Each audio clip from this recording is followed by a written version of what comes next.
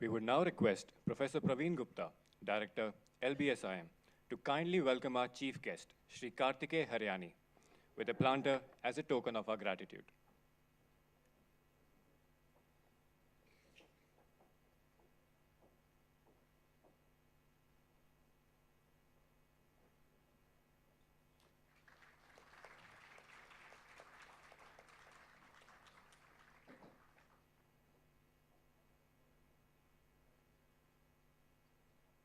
We now request Dr. Gautam Negi, Conference Convener, to welcome our guest of honor, Shri Kanwar S. Singh, with a planter as a token of our gratitude.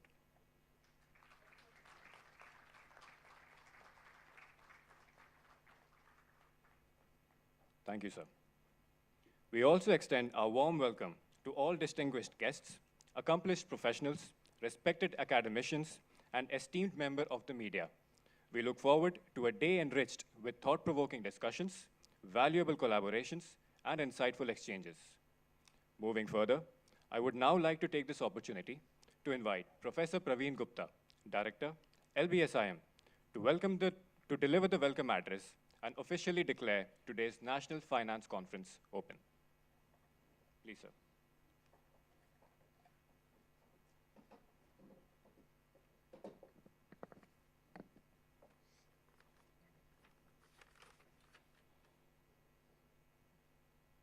Chief guest for today's conference, Shri Kartikey Hariyani. Guest of honor, Shri Kanwar S. Singh. Conference convener, Dr. Gautam Negi, Dr. Bansal, faculty colleagues, admin team led by Colonel Ajay Sood, dear friends, students, and the organizing team. I extend a warm welcome to each one of you. The Saturday morning appears to be good. Maybe AQI is very high still. And I was just wondering, with green backdrop and the green brochure, I think we are doing our duty in terms of making this planet green. We require to do beyond that. That is the purpose of this conference. That is the purpose of assembling the luminaries from industry who are doing extremely well in their own role and contributing to industry and the contributing to ESG domain. I'm very happy. Last year also, we had quite close to it kind of title for finance. Today's conference, Sustainable Finance, ESG and Digital Transformation. What is in store for us for day-long discussion? You see, sustainable finance, sustainable marketing, ESG, these are all interrelated. The world is facing a lot of challenges in terms of industry, in terms of business, in terms of economic activities. We are moving towards globalized framework. The companies which are typically focused on, or they were India-centric, many companies are now global. Earlier it was global in terms of only the supply chain. Now Indian companies are also going abroad and operating at global level. And they are also seeking global finance and global investment. One big news which is there for last 2 days, you try to see the connect, what is happening. Indian companies, they are going global, operating at global level, seeking global investment. Now, global investment is also asking certain discipline, certain you can say, self-control and management controls. The world finance, let me just share some data with you. The total asset under management, 24% is focusing on ESG, global standards. This is today's picture. And in Europe, this standard is 46%. the asset under management or the professionally managed funds, 46% is focusing on ESG. India trend, I will say it will be less than average, so it will be, my assessment is 10 to 15%, or even low, I don't know. So what is in store for us, for students? Those who are focusing on finance and those who are taking finance as minor, or directly, indirectly, they are business management students, there is plenty of opportunity for you for the next 2 decades. So see, what could be my role as a business professional in next 10 to 20 years? Get inspired from the leaders sitting on dais. I was going through their profile. You see, in last 2 decades, they have moved from one business scenario to another business scenario. How swiftly they move from one industry to other industry. That spirit, that capability we should develop. The purpose of this conference is, of course, multifold. We want industry people come, connect, share their experiences. But at the end, students should get inspired from them. So how swiftly you can move across the industry and how swiftly you keep yourself relevant, because skill sets, what you will learn today, will be redundant in next 10 years or maybe next 5 years. So how agile you are. I have met so many alumni in the recent alumni dinner. Some of them were very successful in managing these changes. So I think when we talk about sustainable finance or sustainable investment, I think we focus on E, we focus on S, we have to focus on G as well. And this is the failure which is there, which is making the headlines for last 2 days. So as a good business student, business management student, you should see. And second is, I will say, the digital transformation. What digital transformation has it in store for us, for management practitioners, for professors, for students. You see, digital transformation, as I see, is already bringing, say, speed, efficiency, but it is also bringing transparency. It is also bringing transparency. I'll just quote Jeff Bezos here. I was reading about him. And you know what is the best part of learning from leaders like him or anybody else is that they will give you clue for next 20 years. So 2 things I will share. He said typically marketing was 70% of communication and portraying your company, and 30% was the product and service. And these tables are getting turned. It is more than 70% the service and the product, and rest is your communication. So you have to be customer-centric, right? And second, what he said, because of digitization, e-commerce is nothing but pure digital experience for customers. So next very important thing is transparency, right? So with digital transformation, it will bring speed, it will bring efficiency, it will bring better service for the customer, but it also brings transparency, and onus will shift on the marketers. Onus will shift on the business industry leaders. So you have to develop where India is lacking. G also we have to. G doesn't mean the only governance, the political governance, the corporate governance. So I think with these words, I welcome all of you, including the dignitaries sitting on dais, and I feel the day-long discussions will be very fruitful, everyone. Thank you so much.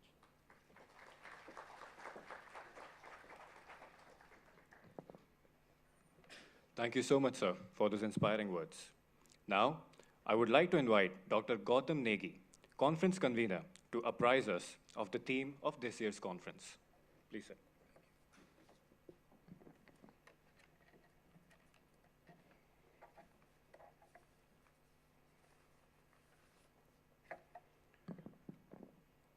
Chief guest of the day, Shri Kartikey, Hariyani, Managing Director and Chief Executive Officer with Charge Zone. Guest of honor, Shri Kanwar Singh, Vice President, Oracle India Limited.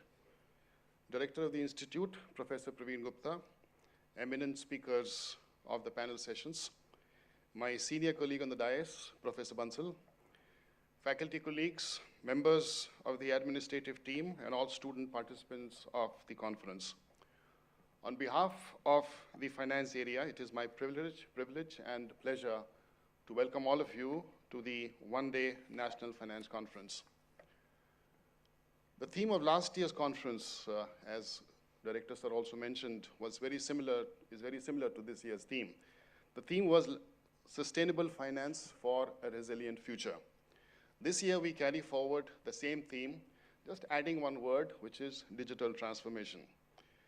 The last few decades has seen a significant traction in our understanding of sustainable finance, sustainable development, and our focus on ESG, environmental, social, and governance concerns, ESG scores as we commonly refer them to.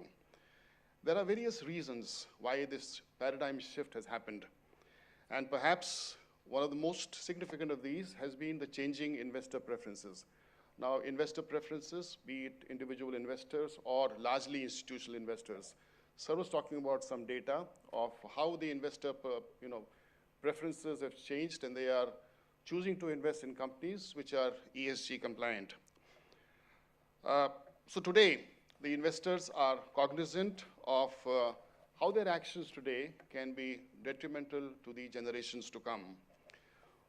So for practitioners of finance, jargons like green bonds, green banking, carbon footprint, climate risk, impact investing, circular economy, and so on have become so popular and so familiar to all of us.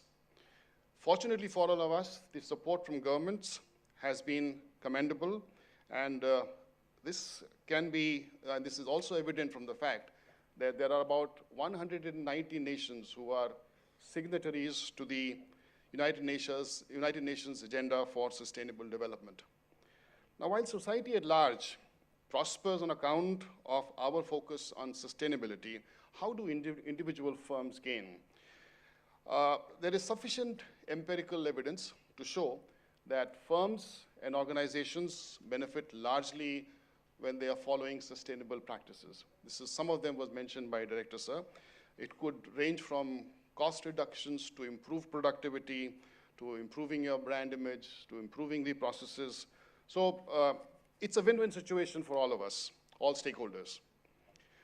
Digital transformation, on the other hand, is, in very simple terms, using digital technology to transform your business activities. Now, these business activities could be any, and the objective is to streamline your processes and efficiently use whatever resources are available. With respect to finance, it could be the firm's investment and financing activities. For firms, and for firms specifically in the financial domain, the relationship between finance and technology goes back to many, many decades. Perhaps it was the invention of the ATM in 1967 that, for the first time, combined finance and technology. I often refer to this as a marriage between finance and technology. And this is one marriage which I believe will flourish, it will thrive in the years to come. I don't see a divorce at any future point of time.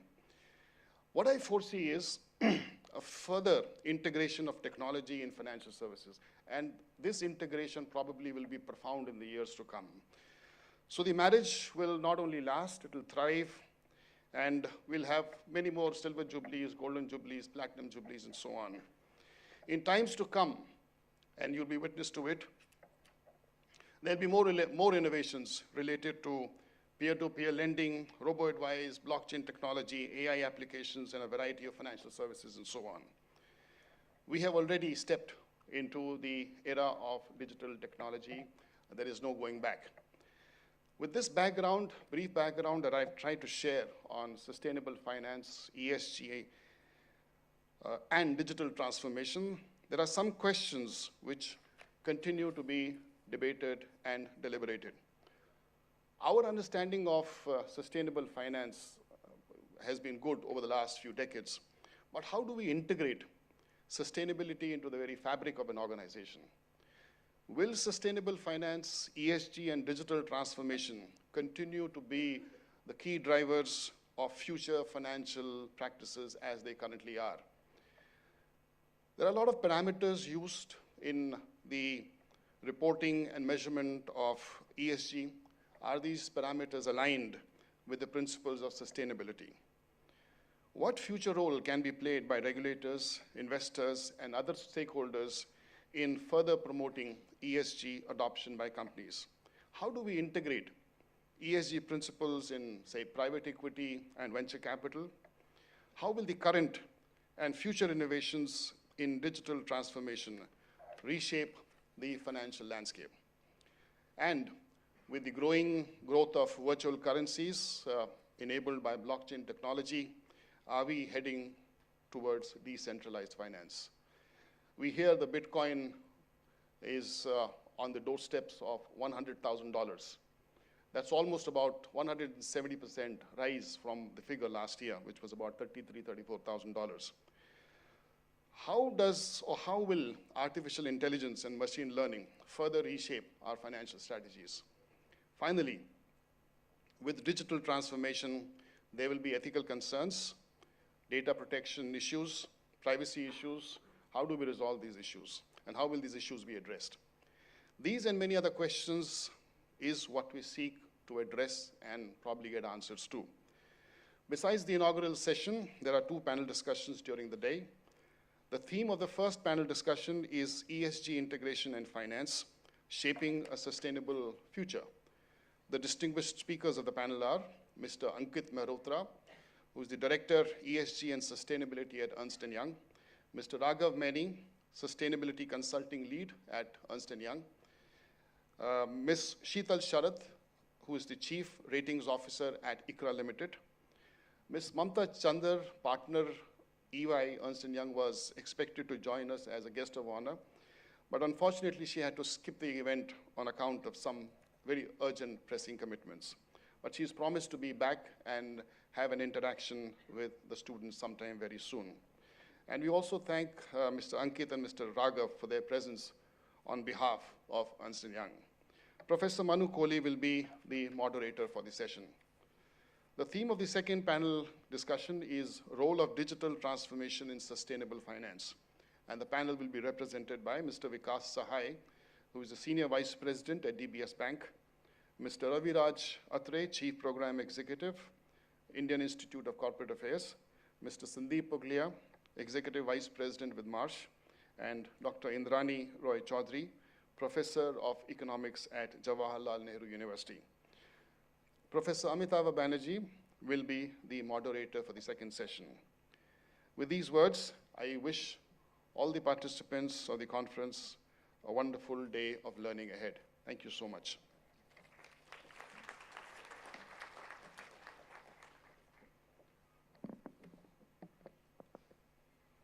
Thank you so much, sir. We are all looking forward to the enriching discussions lined up ahead. It is our distinct honor to introduce our esteemed chief guest for today, Shri Kartikey Hariyani, a visionary entrepreneur and a distinguished engineer who has been at the forefront of innovation in the energy sector for over 2 decades. With a career spanning more than 20 years, he has made a significant contribution across utility, industrial, and commercial applications of electrical engineering and information technology. As the founder of Texo in 2010, he has transformed the company into a comprehensive turnkey energy service provider, excelling in solar and energy storage solution. Under his leadership, Texo Energy has achieved remarkable milestones, including over 250 megawatts of capacity in solar PV and end-to-end capabilities in engineering, procurement, and construction. His expertise extends to energy regulation, electricity transmission and distribution, and business modeling for both CAPEX and OPEX frameworks. His pioneering work in renewable energy doesn't stop here. He has been instrumental in creating microgrids with energy storage and in advancing deregulation of the energy sector through collaborations with government, state departments, and leading technology providers. In his latest venture, Charge Plus Zone, he is driving the future of electric vehicles, charging infrastructure, seemingly integrating IoT and OEM partnerships to create a sustainable and connected ecosystem. With unmatched expertise in solar and energy storage, EV charging networks, green hydrogen, and energy consulting, he continues to lead the way in reshaping the power sector for a greener and smarter future. Ladies and gentlemen, please join me in welcoming our distinguished chief guest, Shri Kartikey Hariyani, to deliver the inaugural address. Please, sir.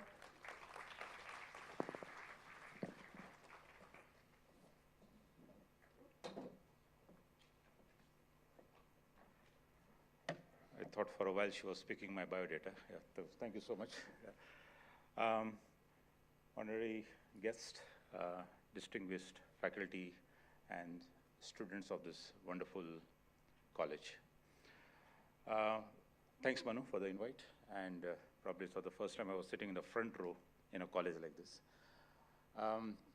Last time I remember was sitting at Stanford campus during the state transformation program a few years ago. Well, I must thank the faculty and students for this very creative topic of sustainability and finance and digital transformation. Now, let me start first with the apologies. Yes, we have surely not put up our planet in a better shape than we should have done this earlier. Our generation has kind of screwed up. So sorry for this, using this little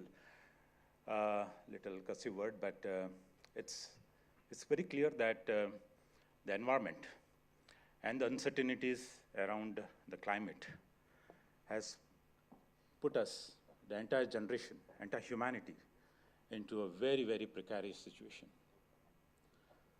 Now, the best part is that it's not late, or rather, let's say it is never late to start something afresh. So let me try to address few of the topics or few of my experience or touch points around the journey of our company, including myself, and what a great future holds for any student, any professional who would like to work in the world of finance or, let's say, sustainability-driven businesses, or those businesses that will adopt sustainability initiatives at the earliest. Well, my earliest stint was with L&T, and I worked in Germany for a few years, came back, and entrepreneurship ka keeda, kind of bite me. And in 2010, I started into renewable energy with very limited capital and limited experience, of course. Started off with EPC and suddenly realized that this renewable energy will be the way forward. Of course, at that time, I didn't have friends like Manu. Otherwise, the journey would have been a little different, more productive. But struggled from 2010 to 2017, 2018. And in a hard way, learned the nuances of financial engineering. Because at the end of the day, any business for that matter, or for that matter, any business that is related to climate, renewable energy is one example. Similarly, waste to energy, biofuels, etc. All these businesses, they require humongous amount of capital. Either you have a connect, or you are probably inherited some of millions or billions, and then you are in a kind of a comfortable position to start something new. Fast forward, in 2018, I personally realized that, well, there is something else to be done in life. I can't be this EPC contractor, otherwise I won't be able to retire ever. And this entire idea of EV ecosystem or electric vehicle ecosystem, which probably doesn't require any further introduction because you see some of these wonderful green numbered plates, vehicles that are plying in the roads in India, Delhi NCR, and so on. In 2018 and 2019, that was a year where India as an economy or Indian government took the first step of introducing an EV ecosystem in the country. Now, why we are talking about electric vehicle? That's one of the examples of why, as a country, we need to drive the entire economy towards, let's say, how the economy can be more greener, more viable, and more sustainable. Likewise, many other initiatives did came along, like green hydrogen, for example. Now, why we are discussing all this, or why we are sharing this? I think the opportunity lies in front of you in terms of business or in terms of being an entrepreneur or a founder of the next big idea, or even as a professional, or even as a consultant, or even as a, let's say, an academician that you would like to contribute to the world of sustainability. Now, sustainability is a very broad word, but it is very important that anyone who would like to pursue, either as a business or as a professional, or as a profession rather, is to get the hold of a particular domain or particular area.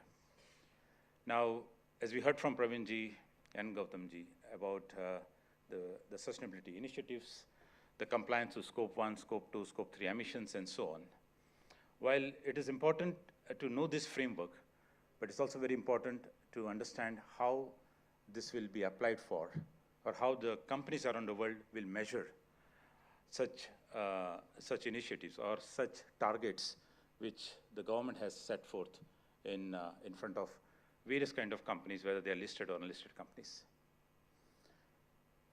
Now, 7 years ago, when the word sustainability came into the picture, you heard about COP, or COP, or it's called Conference of Parties, actually. That's a full word, an abbreviated term. When the Paris Climate Agreement was signed, it was very clear that the world, and there is something called 1.5 degrees, right? And the temperature, or if we don't contain the temperature increase within 1.5 degrees, I think that's going to be further problems that our planet Earth might face. Now, it's not about 1.5 degrees or the COPs or conferences like this. Importantly, this entire initiative has been quantified. Because without quantification, there won't be any targets. And without targets, there won't be any motivation. And without motivation, there is no opportunity to pursue. Now, when we began our EV journey in 2018, 2019, it was about EV charging, and just a few months ago, we actually launched India's first ever electric trucks for intercity mobility, which means actually you can drive down from Delhi to Bangalore or to Chennai, transport your goods using an electric truck, which is a zero emission truck. Right? Now, as a business or as an opportunity, this was led by a quantified number. Thanks to our customers who are under tremendous pressure of sustainable targets or sustainability-led initiatives, it was quantified. It was quantified in certain carbon emission targets, or rather say reduction of carbon footprints. And those quantification has become an opportunity for companies like us. Now, coming to the next big thing, that beyond an idea is the value of capital. And I learned the hard way that as an entrepreneur, probably you require three things. Hard work and passion is known. The third thing is called the access to capital. And that wasn't a journey for me until 2020. And I must say that there was never a better time to become an entrepreneur. Since 2021, it is not about the funding rounds. It is not about the VC funding. It is all about how an entrepreneur, or a first generation entrepreneur, can get access to capital. It took us 7 years to raise our first $54 million. Or rather, let me put it this way, the first 6 years to get the first $1 million. And the next year, we got another 54. Now, being from a non-finance background, it was a Herculean task. There are several things that I never understood and underwent a steep learning curve over the last couple of years, that how the fundraise needs to be done or can be done, or how the world of finance works. And sometimes it is simply unpardoning, unforgiving, if we are not focused on something called governance.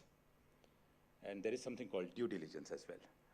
Now, these are very familiar terms to most of you, but these are the terms which are pretty much new to many of these entrepreneurs around the world. But what such an opportunity prepares you for is that you are equipped with sufficient knowledge, at least a base level knowledge, and the necessary skill sets to get into this world or the world of climate change, which is led by multiple elements, including financing. I was at COP29 at Baku last week, and 90% of the sessions or of the discussions in the first week, it was actually an event of 2 weeks, but the last week was, we saw multiple participants from the world of finance. Thankfully, large private equity funds, there are fund of funds, government-led or sovereign funds, and so on. Several of them have budgeted the climate-related investments or climate impact investments as a mandatory charter into their thesis. Now, I will be surprised, or I was surprised earlier, but no longer one, but you will be surprised that there's a large amount of capital which is simply available, and they are actually struggling to deploy. Sometimes we as entrepreneurs, we believe that, well, I have a great idea and I'm struggling to get access to capital, but actually the world is the other way around. Yes, it is also an exclusive club in a way, that not everybody gets a chance to get an access to private equity. And you know, if a guy like me who's, actually I'm in infinity complex today, because I always love to do masters but couldn't do one, and I'm probably the least qualified person in this room today. But then I realized that it requires not you as an individual, but as your team, however large or small it may be. Because the best part is that this capital is backing a founder. This was not the case even 10 years ago in our country. Our country were funding business plans. Our country, or the investments in our country, were backing some large corporates or even mid corporates.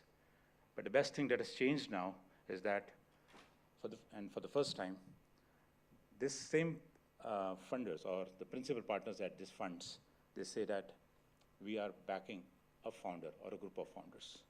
Now, this is a music to the ears for, you know, anybody who is a first-generation entrepreneur, or for that matter, any individual who's getting into entrepreneurship. Now, why I'm probably using this word multiple times over the last 10 minutes is our country, in general, requires more job creators as well. I'm not saying that you need to jump into entrepreneurship straight from college, unless, yes, you have a brilliant idea and a way to brilliantly execute your idea. But it requires a significant, very high quality experience. It can be even a 12 months experience, or it can be even a 12-year experience. So it's never late or early to jump into something that you want to create new. But what we have seen over the last several years, that anything to do with environment or sustainability will require out-of-the-box thinking. And that can come from several of the youngsters here, like yourself, or even for that matter, even large corporates. They are looking at millennials and Gen Zs of the world, and probably now the Gen Alphas, to drive this new ideas of businesses and execute in terms of the strategy to help save the planet. The entire industry landscape that you see, whether from manufacturing of tires or consumer goods, automobile, fortunately, the word ESG has now been a reckoner, not as some general manager or even a senior manager in the company, but it is actually a boardroom target. It's a target of a CEO himself to be accountable for ESG. And since the stress is also on governance or for that matter, environment or social aspects of the business, but it's the sustainability which is taking a center stage at most of these corporates.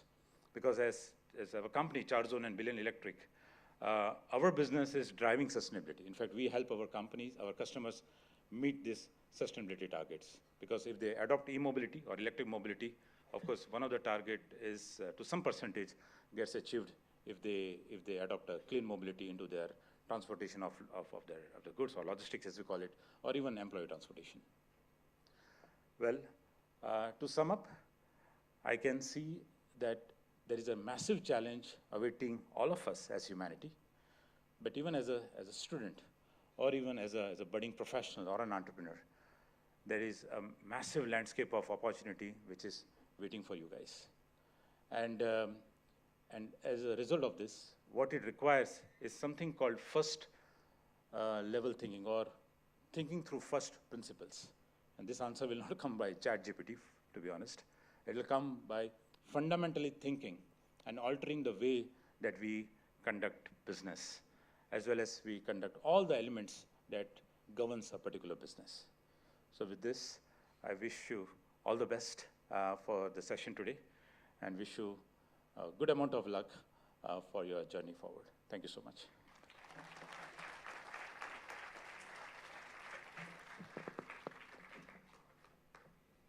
Sir, we sincerely thank you for sharing such enlightening and thought-provoking insights. Your address has provided us with a deeper understanding of the subject and inspired meaningful reflections. It is now my privilege to introduce our esteemed guest of honor, Shri Kanwar S. Singh, a seasoned finance and operations leader with over 30 years of extensive experience in corporate and multinational environments, spanning India and international markets. With a proven track record of driving business growth and transformation, he has demonstrated exceptional leadership in navigating both growth phases and volatile business environments. His expertise encompasses strategic planning, financial forecasting, pricing, P&L management, and finance transformation through technology, automation, and standardization. Having successfully led finance teams across multiple regions and managed key responsibilities in corporate banking, trade finance, and global FP&A, he brings a wealth of knowledge and insights to today's discussions. Ladies and gentlemen, please join me in welcoming Shri Kanwar S. Singh, our guest of honor, to share his thoughts and expertise with us. Please, sir.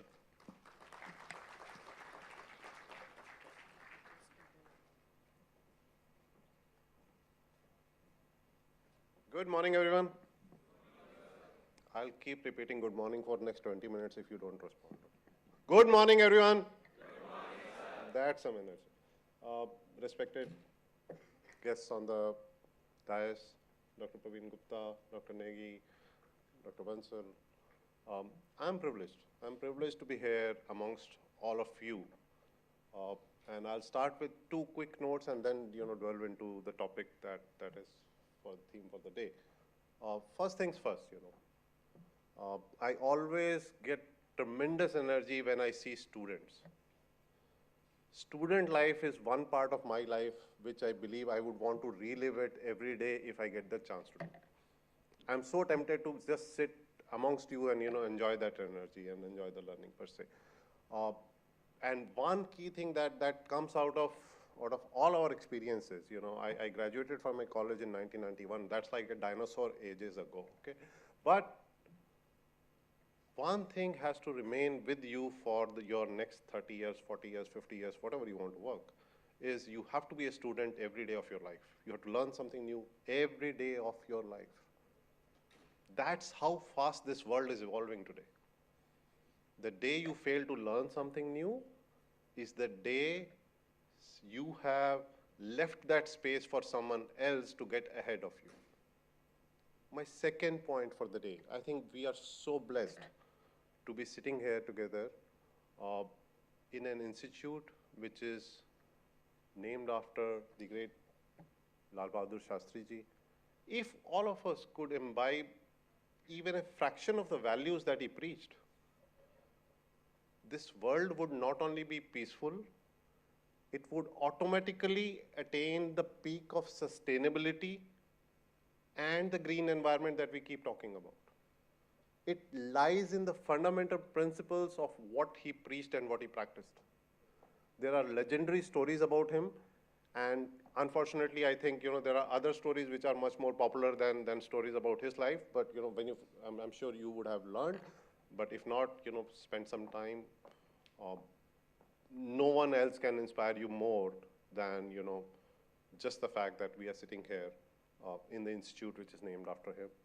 I think that's very fortunate for all of you. I do congratulate you for being part of this institute. It's an eminent institute with some very eminent faculty members, some of whom I have personally learned from. Okay, let's delve into the topic of the day then. Hey, ESG, and then there is this digital transformation point of it.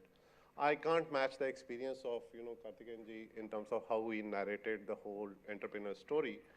I have been fortunate in my lifetime to have started in an era when I was doing my articleship in my CA days.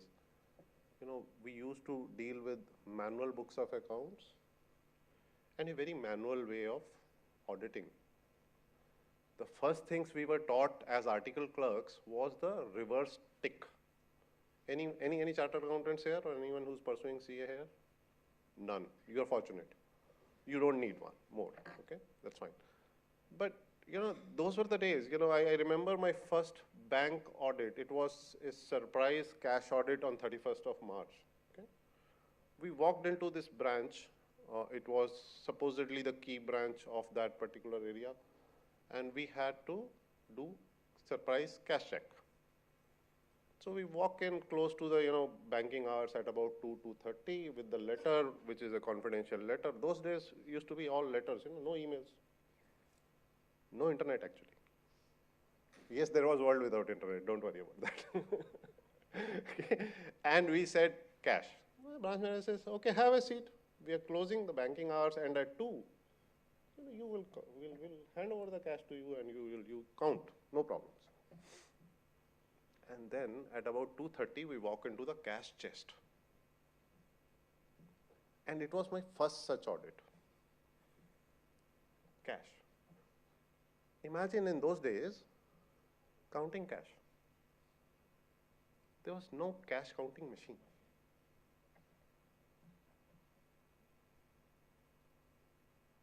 It didn't exist. Just take time to absorb that. No cash counting machine. Forget digital cash. Forget, credit cards, not yet arrived. Forget debit cards, not yet arrived. Forget ATMs, not yet there. I'm talking 1992, 31st of March. Can't forget that day. And I'm looking at my seniors that are we supposed to count all this cash? It was a room full of cash. And then, of course, we did what was needed to be done. But, that is where I would say my journey started, and where we are today is, just astounding. I mean, it's technology has revolutionized what we do in our daily life, in our personal life, in our professional lives, and how we behave with each other, right? Today, if I walk around and say I have to pay someone 80 rupees cash, and I gave that person a 100 rupees note, you pay kar dijiye. Right? That kind of stuff. So let's just look at digital transformation in context of ESG per se. When we speak digital transformation, there are various connotations that you can drive out of it. It could be a digital transformation for an individual, for you, me, in our individual lives. That is one part, okay? And a large part of that is driven by what is now named as DPI, Digital Public Infrastructure. The Aadhars and UPIs of the world, plus everything else that you see getting online, whether it includes online banking and everything else that you're using today. I think more importantly, you are here as students of MBA, and you will be starting out on your corporate careers. Some of you might have already experienced or would be carrying some working experience, and you will be going back with an experience plus a business management degree. So when you start into an organization, whether it is for profit or not for profit, whether it is government or whether it is private, whether it deals with a micro business or whether it deals with a multinational business, the scale, location, nature of business, whether manufacturing or services, financial services or otherwise, goods or no goods, logistics or otherwise, any part. Whether you are in finance or whether you are in supply chain management, whether you are in HR or whether you are in marketing, within marketing, whether you are in digital marketing or you are into event management, anything. There is no escape from one word today, which is technology. Digital transformation is a journey, and the organization you join today might be on a certain stage of that journey. But let's just look at, in general, how organizations have transformed over the last 30 odd years that I've seen. From a very manual way of doing things. And there used to be something called a postcard. I'm not sure if Google will, Google might still show you what a postcard looked like. Okay. But, from those days, there came one era of transformation, which was, mid-90s to early 2000. That's when India saw internet. In India, internet started around 96 for common people at a very princely speed of 128 kbps. That was the very princely speed and expensive in those days per se. But from that day onwards, the day we started getting internet, there was also a parallel revolution happening in organizations, which was implementation of what is now commonly called as ERP. So ERP transformed organizations. Along with ERP in the early 2000s came other modules, supply chain management, warehouse management. You had human capital management. You had customer relationship management, CRM, and that includes marketing, includes customer response, service, everything, right? And when we saw all of those things getting implemented over a period of time, today it has driven us to a place where everything is interconnected. And I've been fortunate to work for companies which are, global technology brands. I've worked with Motorola, Microsoft, now with, Oracle. The point is that today, any one of you walking into any organization would probably be dealing with more technology than human beings. Those chances are very, very high. Okay? But you will still deal with human beings, so don't worry about that. Okay? The point is, where have we reached today? I'll give you some examples to, just simplify the digital transformation piece. What is happening today is this. If you are dealing with customer relationships, CRM, today the most modern CRMs are now calling what is called as AI agents. They are functional. AI agents, are they competition for human being? Topic for another day. It's not the topic of the discussion for the day. But AI agents are now functional. So that's one level of functionality that you have. If you are into finance today, finance is today now talking less about, let's say, post facto. What used to be finance 30 years back was post facto. There are numbers, you get those numbers audited, those numbers are published, so everything is post facto.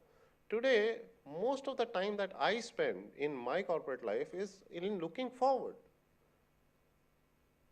which is what we now call as touchless predictive finance. And when we say touchless predictive finance, there is tons of technology that goes behind it. The fact is that today, since I mentioned different components, those components are all interconnected. Let's say you join a good technology-enabled organization today. How will you see digital transformation? First of all, your offer letter itself might be a very digitized offer letter. And the point of time you accept your T&Cs and everything else, it might again be part of a digital world. So recruitment itself is digitized. Today, believe it or not, most of the CVs are not read by human beings. They are read by software. Software shortlists those CVs. And hence, if you have not already encountered, there is a format which says machine-readable CVs. That's where technology starts. Once you enter an organization, you join an organization, of course, most of the things could be online. The fact is that your own profile and how you interact and what trainings have you completed and what your quarterly assessments say and what your annual assessments say, your payroll and everything else is all integrated. Now come to, let's say you join in finance and you are in my team and I ask you, okay, give me the OPEX forecast, operating expenditure forecast. Operating expenditure forecast is not something that you will go back to a spreadsheet and generate. And I'll take, the same joining example of yours and say that, hey, operating expenditure includes manpower spend, salaries, right? All of that, which means we need to know how many people on board, in what grades, right? Where will you get that? Of course, HCM, human capital management already has it. So the finance portion of ERP will pull in data from HCM and auto-populate it into what we call as the OPEX forecast. Similarly, when we say operating expenditure forecast and you have to, let's say, talk about some level of inventory management piece, the supply chain management piece and warehouse management piece will again interact with EPM and will give you those inputs. So today we live in a highly hyper-connected world. You know, while all of us in our individual lives experience hyper-connectivity through our mobile devices, the point is that corporate life is also hyper-connected. Today there are multiple technology companies, and some of them are very proudly Indian names as well, who provide these kind of solutions whereby you don't have to worry about the very basic, but you still need human touch, human intelligence to interpret what is right and what is not. You can't leave it purely to technology, not as yet, okay? And when we say technology, the digital transformation that is happening around us, whether it is by way of digital public infrastructure or whether it is by way of digital corporate transformation which is happening, both tied together provide us with an opportunity to make human presence felt and add value to what is happening. Any corporate person that you speak to, or even your own faculty, they have more data about than they can, look at, analyze, or interpret. There's no end of data. You in your own student life today could be experiencing so much data and so many case studies around you that it's just not humanly possible for you to look at everything.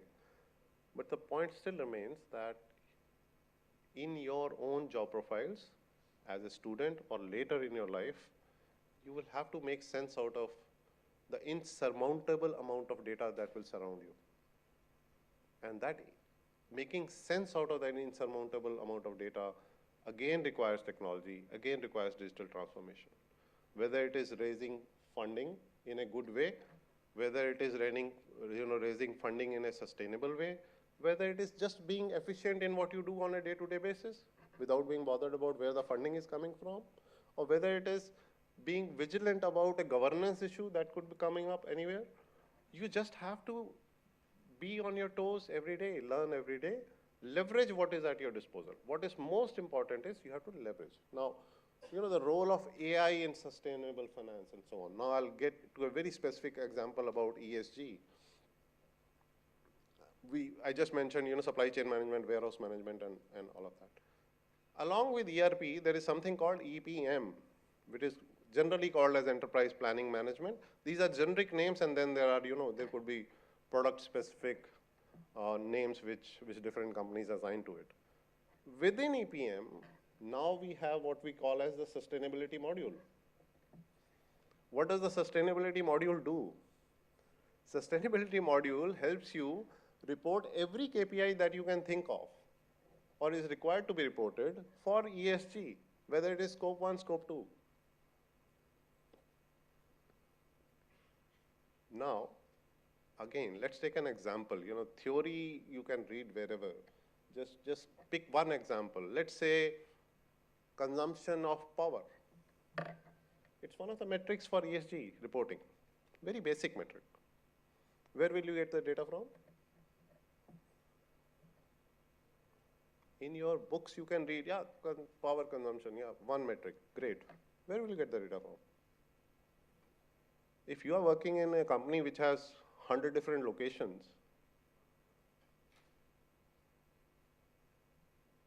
will you be calling up those 100 different locations and saying, "Acha, aaj kitna power consumption hua?" No. There are easier ways of managing it, right? So again, data captured by various systems, including ERP, including your power utility bills, can then be automatically transported into this sustainability module, which it can capture. Now, again, there are next layer, you'll say, hey, but ESG then requires how much solar power did I use? Right? Or how much green energy did I use? Now, depending on how you configure the systems, you can capture that data as well. And then obviously you can capture the power consumption trends and how much power have you saved over a period of time and so on and so forth. All of those things can be captured. I'm just giving you one metric. As we speak, in the northern region, there is one great Indian company, I would say, I have not named the brand. They are currently implementing ESG module, which has 250 KPIs that they will track. 250 KPIs with a scope to enhance that to about 350. Just think about it. Is it even humanly possible for you to, deploy people and people and people to capture those? No. So that's digital transformation for you. ESG, sustainable finance, and sustainable finance will come once you have those metrics captured and reported in a very reliable way. If you say I'm capturing this manually and getting it audited by someone, it has a level of question mark attached to it. But if you have it automated and it's captured in a very systematic way, the chances are that the people who are responsible to fund those green initiatives will rely on them much more easily. So you touch any part of your career today, you touch any part of actually your life today, there is technology, there is digital transformation. Good news is that you guys are just starting out. And the pace of technological change is just gathering speed. I believe this will just go on at geometrical progression. The word AI is real. It's already coming to common people by way of applications, either in their own mobile devices or in the corporate world by way of secure, corporate applications which are at work. So I'll just wrap up by wishing you all the very best. I think it's very exciting times ahead of you, very exciting times ahead of us as a nation. Just a word of caution. Make sure you learn something new every day. That's where I started. Thank you. Thank you everyone for the opportunity. Thank you.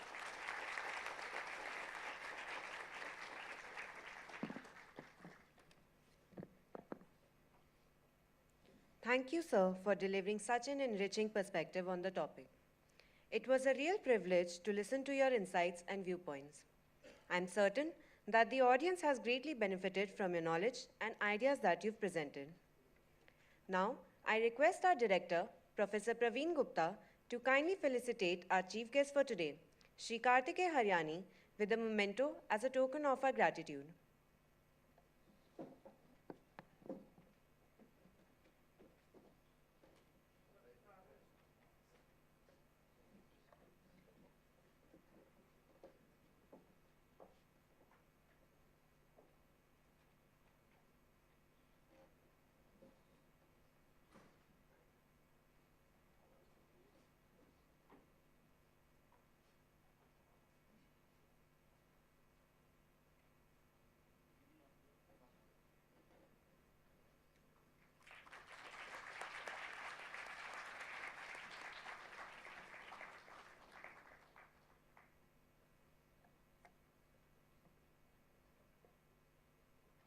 Next, I request Dr. Gautam Negi to kindly felicitate our guest of honor, Shri Kanwar S. Singh, with a memento as a token of our gratitude.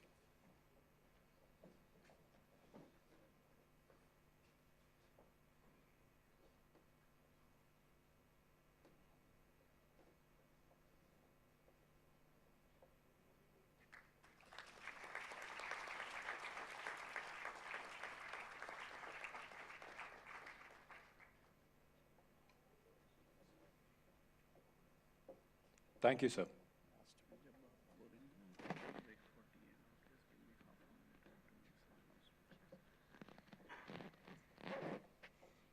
Now, I would like to request Dr. S.C. Bansal, Faculty, LBSIM, to present the vote of thanks for the inaugural session.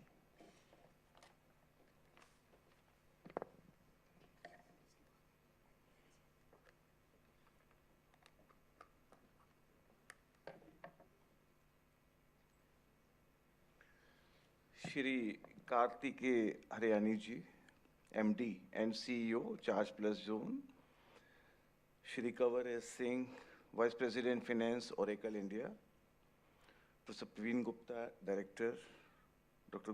Gautam Negi, conference convener, my faculty colleagues, colleagues in administration, dear young budding managers, I hope so. Good morning to all of you. It's a matter of proud privilege and honor for me to propose a very hearty vote of thanks to those who have contributed in the organization of this conference. I sincerely express my heartfelt thanks to all those who have made this event possible. Coming to the theme of this conference, a little bit about sharing my opinion. In my opinion, the theme of conference, sustainable finance, ESG, and digital transformation is very apt in view of the current scenario. Creating a more sustainable future requires an all-hands-on-deck approach from all functional areas. Finance probably is going to play a chief role in that. Sustainable finance orientation considers the ESG factors in an economic activity, project, and all other decisions. ESG has to be considered in a very broad sense of the term. This is what we have realized after listening to our respectable speakers. Environmental factors include mitigation of climate crisis or use of sustainable resources. Social factors include human and animal rights, as well as consumer protection, diverse hiring practices. Government factors refer to the management, employees' relations, and compensation practices of both public and private organizations. Hariyani ji talked about that COP. Just a few days back, this year's Conference of Parties, what is commonly known as COP, convened by UN, commonly known as COP29 or Finance COP, finalized new international carbon market standards on climate change. These are aimed at increasing transparency and improving the efficiency of voluntary carbon trading system worldwide. These days, in fact, looking at the theme of the conference, an attempt to leverage technology in various components of sustainable finance has helped in unlocking the values in the business world. How to align transformation to sustainable finance and ESG will be a challenge. This is what we have realized after listening to our honorable speakers. Both financial and IT engineers, this is a very important point which has been emphasized, that in case we really wish to have digital transformation in sustainable finance, efforts have to be made, joint efforts have to be made by both financial engineers and IT engineers. Both of them have to play a key role in this direction. Shri Kartikey Hariyani ji has very rightly pointed out some very interesting facts in view of the theme of the conference. We have wonderful speakers this morning. I would like to express my heartfelt gratitude to our esteemed chief guest, Shri Kartikey Hariyani ji. Very rightly pointed out, some of the important points regarding, for example, sustainability is taking key central stage in most of the boards these days. Opportunity lies in front of you in the world of sustainability. These are some of the observations that he has made. He shared, in fact, his interesting journey over a period of time, how opportunities came and how he exploited them, during his professional career. Hardworking, passion, and opportunity, these are some of the important things which are required to be a successful manager. One very important conclusion, this is what I have drawn after listening to him.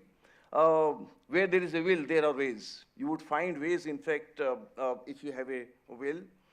Another interesting thing is, normally it is thought that capital is not available. Large amount of capital is available looking for a opportunity. So it is in fact a great uh, uh, thing for those who are looking for a career, those who are thinking in terms of entrepreneurship. Well, capital is not going to be a constraint, provided you have a vision, provided you have some plan with you. Out-of-box thinking, this is what we have been emphasizing in our classes, that do have out-of-box thinking, and very rightly pointed out by Kartikey ji. Moreover, the conclusion is that massive challenge and massive opportunities are awaiting for you.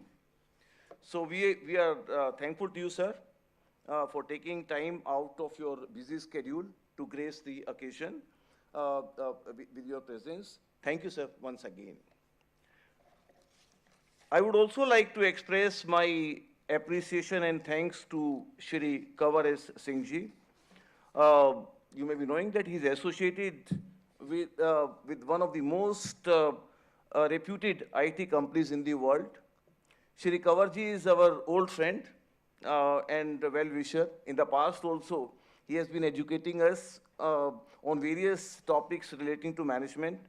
Thanks a lot, sir, for the pains taken by you to benefit the future, I think, future of corporate India sitting here. Some of the important points that he emphasized that reminded me of that reverse tick, very commonly used, by CAs. Whenever they check something, it is not a normal tick; it is reverse tick. Narrated interesting experiences of like his cash counting, without machine, how difficult it must have been, the role of digitization, and then the machines which are available nowadays. Journey from manual system to digital era, scale, location, nature of business, functional areas, they all require use of technology. ERP examples, he gave examples of ERP, CRM, supply chain management, how these are using, or how these have changed with the help of this digital transformation over a period of time. He also talked about something about what we call sustainability module. How many KPIs? Around 250 KPIs can be very conveniently captured, with the help of this digital era. So I am sure that your thoughts on sustainability and related issues in finance have truly inspired all of us. Thank you, sir, once again. I'm confident that the observations of Shri Kartikey and Shri Kanwar ji have set the ball rolling for the two panel discussions that will follow this inauguration. We are also grateful to our Honorable Chairman, Shri Anil Shastri ji. He has always been very supportive of our initiatives and encouraged us to strive for excellence. Chairman sir is always concerned about the welfare of students in the institute. He is not here right now, but his blessings and wishes are with us. Thank you, sir, in your absence. I would also like to express my gratitude to our director, sir, Professor Praveen Gupta.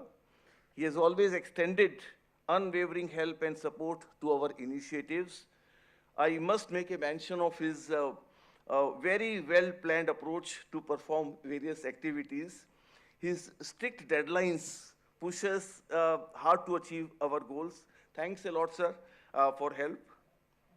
Gautam Negi ji, you must have observed, a very young conference convener, deserves a special mention. If you have an energetic and active team leader like Dr. Gautam Negi, things become significantly easy. Thank you, Dr. Negi. It would be unfair on my part if I do not thank my colleagues in the institute. All of us work as a team and on responsibility for different tasks assigned to us. Thank you for your help.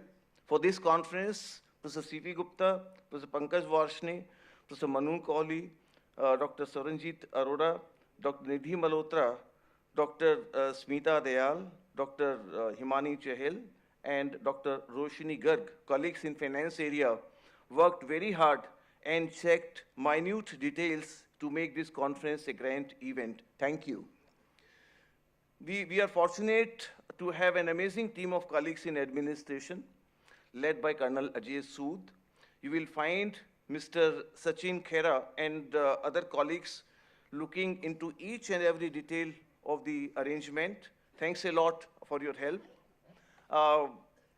I think that it would be highly unreasonable if I do not mention the contribution of our young brigade. We have a very young brigade, what we call management grid, a students' body in LBSIM.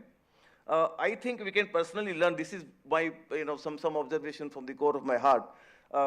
I think that we can personally learn a lot from their event management style. The members of GRID make a wonderful use of social media to communicate and coordinate various tasks assigned to them from time to time. This is what I have observed in HR conference and even again in finance conference also. Thank you for your contribution. A very unique system. This is something, Director Sir has already emphasized it for the students. A very unique system in LBSIM is to sensitize students about the contemporary issues in various ways. For example, such conferences are organized by each academic area. I am happy to note that students have realized the importance of the event and they are attending it seriously. It is a golden opportunity given to them by their institute to interact with stalwarts in industry, ask questions, seek clarification, and participate in the discussion. Thank you for your understanding the significance of this conference. I think because you cannot personally thank the guests this morning, I think I can thank the dignitaries on your behalf also. Thank you so much on behalf of the students. I would like to conclude my vote of thanks by reiterating my gratitude once again to everyone who are directly or indirectly involved in the organization of this conference and encouraging us by continued support. Thank you. Thank you so much.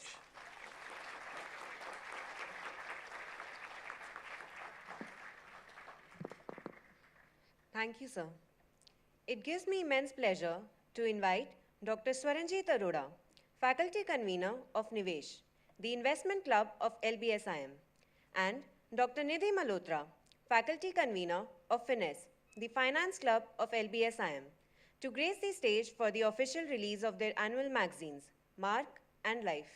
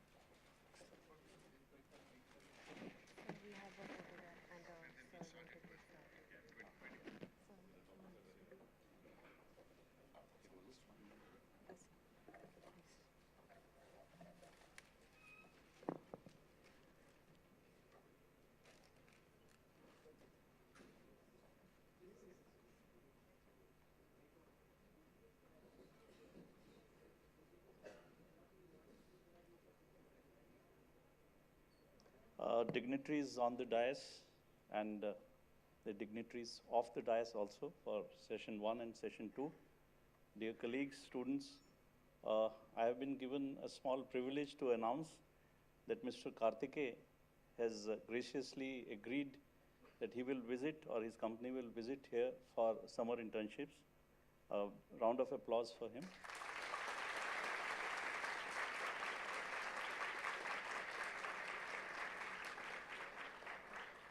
These summer internships will be in the area of sustainability, finance, and data analytics and data science. So I think these are very relevant program-related domains. We must thank him with one more round of applause.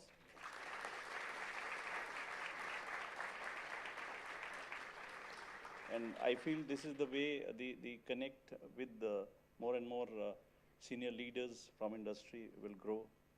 Thank you so much, sir.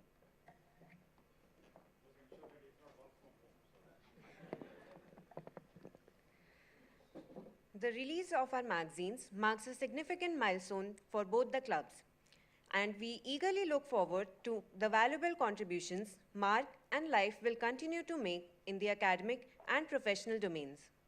I now request all the dignitaries and the finance faculties to join us on the stage and pose for a group photograph.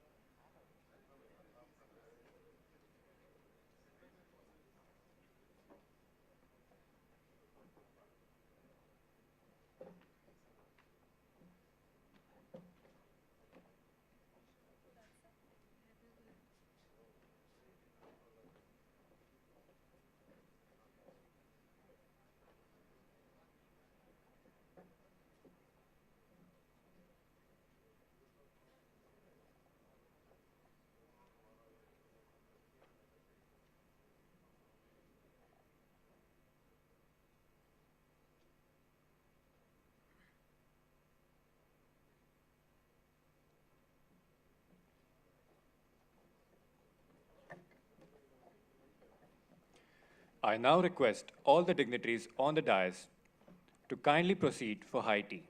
We humbly request others to remain seated until the dignitaries leave the hall.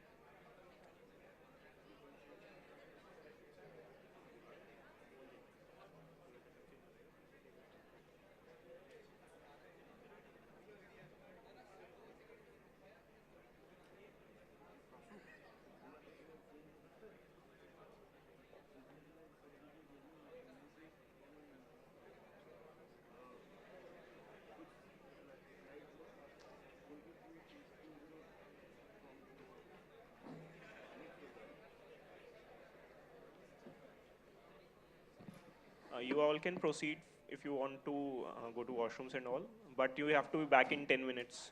Only 10 minutes. Only if you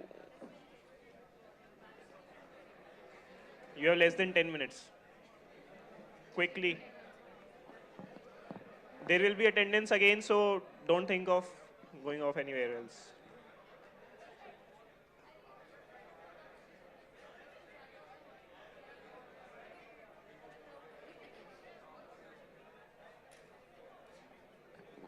Don't make it crowded over there. Everyone sit back.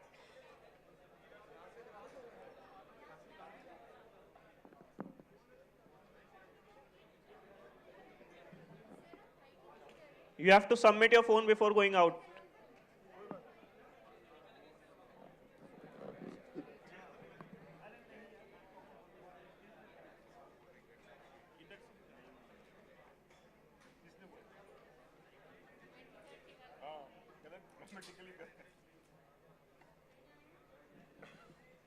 इसी slide में ना 23 और 20 में space ही नहीं है, space भी नहीं है। हाँ ये ठीक है ना।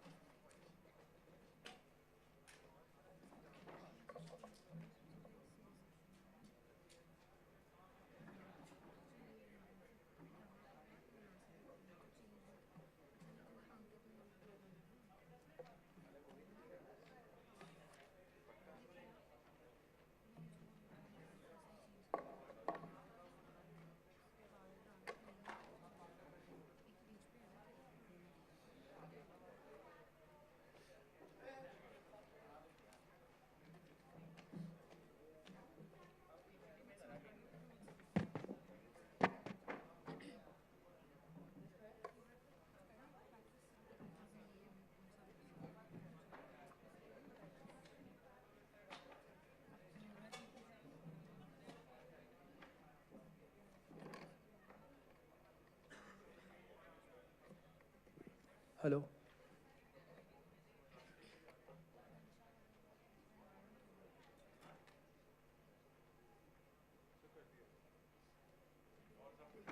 Hello.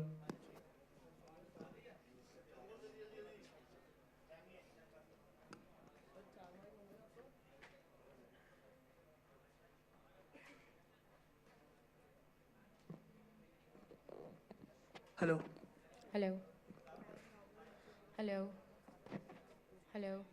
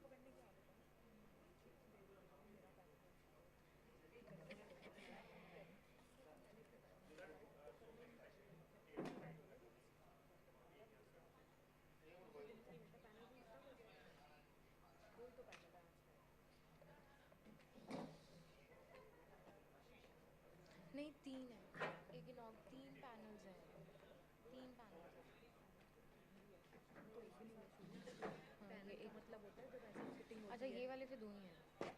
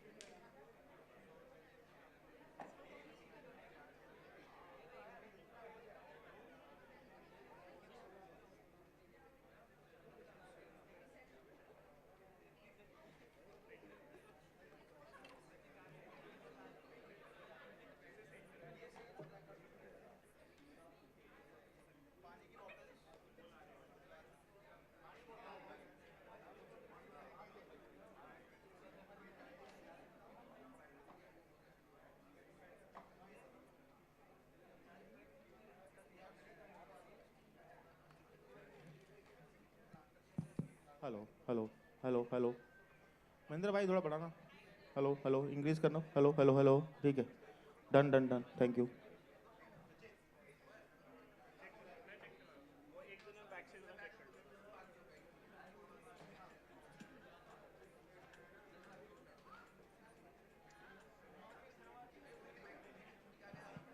Hello hello hello hello hello hello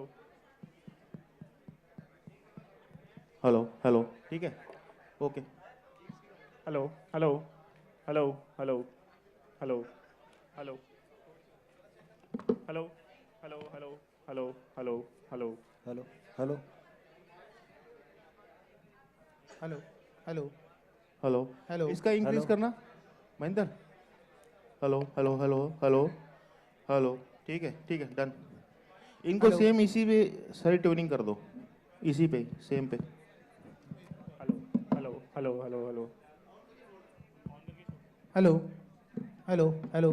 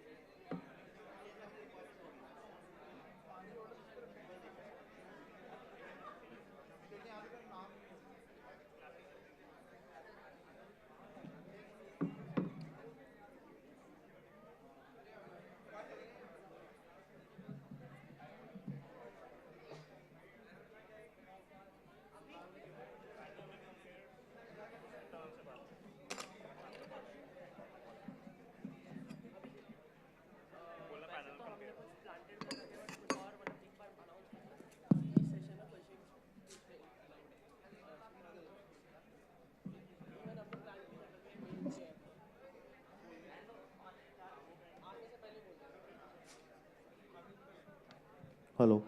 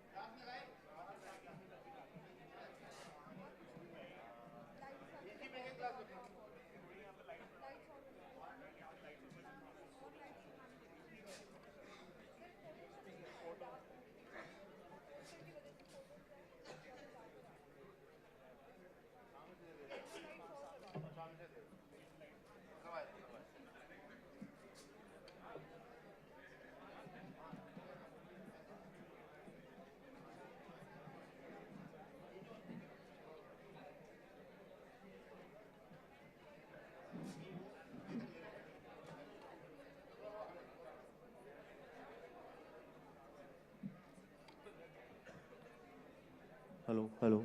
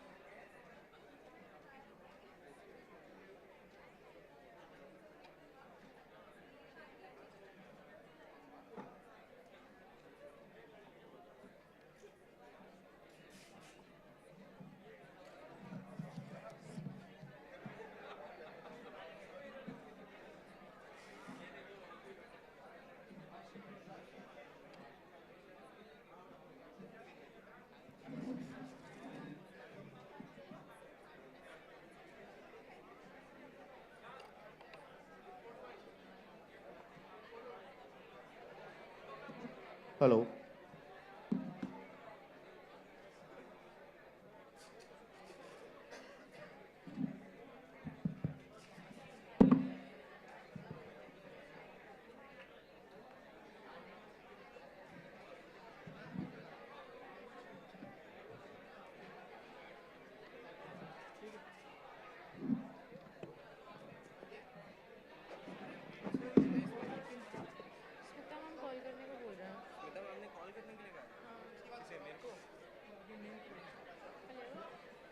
Good afternoon.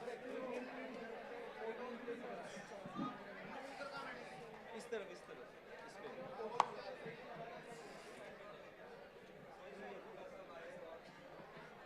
छोटा है हेलो हेलो हो जाएगा बेटा हो जाएगा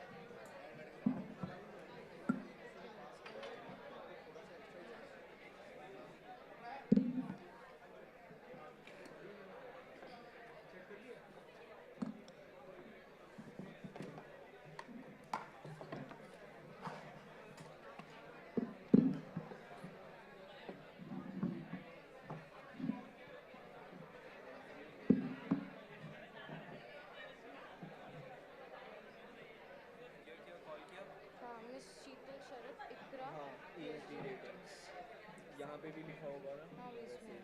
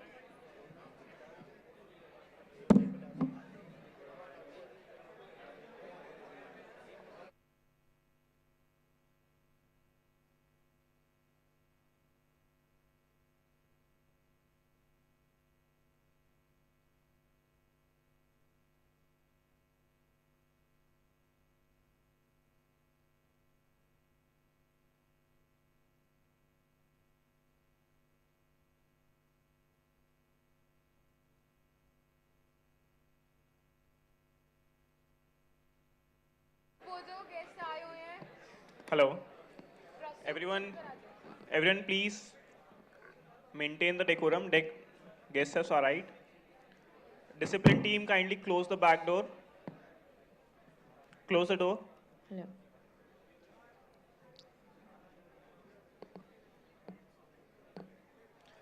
Last row. Last row, you need to occupy this fourth row. Stand up, all of you. Last row.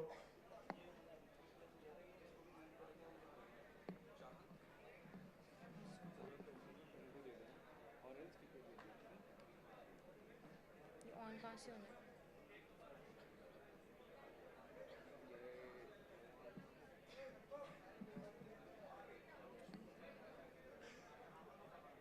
Ashwini sir नहीं करवा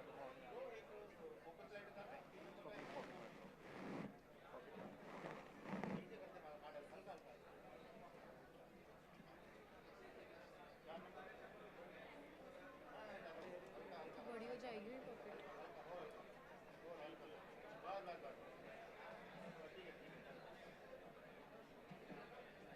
देख लेना चश्मे में ग्लेयर तो नहीं आ रहा फोटोग्राफ्स देखने मुझे ये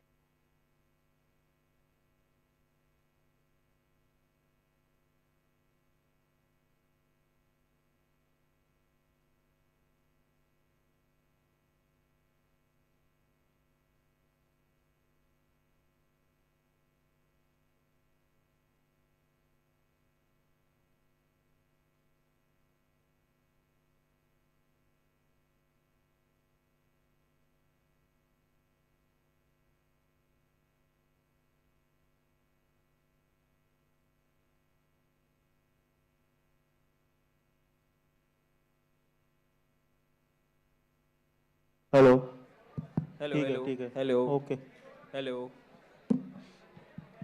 सारी पॉकेटें भर दी मैं तो दे दिया अपना सामान बाहर नहीं फ़ोन नहीं देना है एक मुझे आगे नहीं होना चाहिए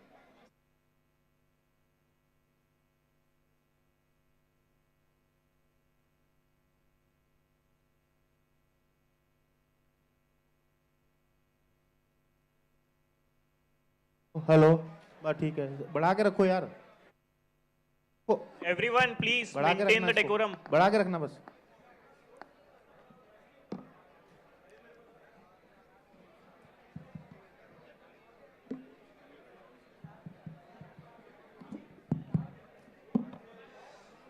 Discipline team, kindly start the attendance tab. And everyone needs to be quiet now. Boys over here.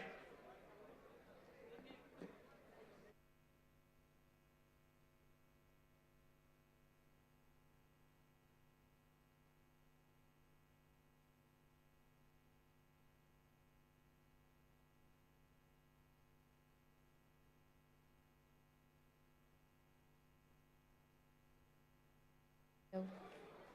Hello.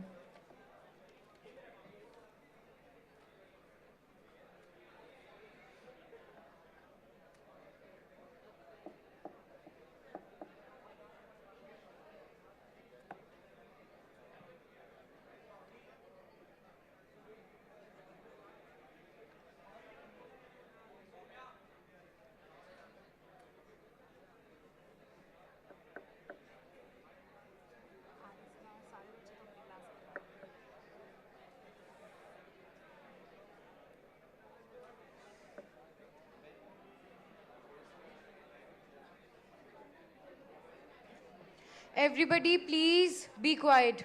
The guests have arrived and a lot of noise is going outside. Please.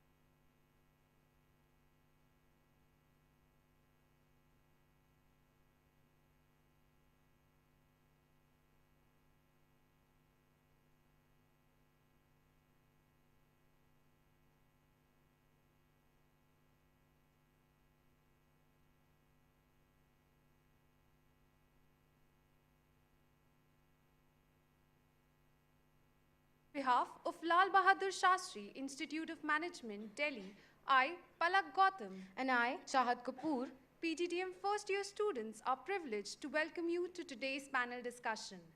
The theme for this session, ESG Integration in Finance, Shaping a Sustainable Future, reflects the growing significance of sustainability in shaping financial strategies. With integration of environmental, social, and governance principles, organizations can drive responsible growth while aligning with global sustainable goals. Our distinguished panelists will share their insights on leveraging ESG to innovate, foster resilience, and promote balanced long-term financial success.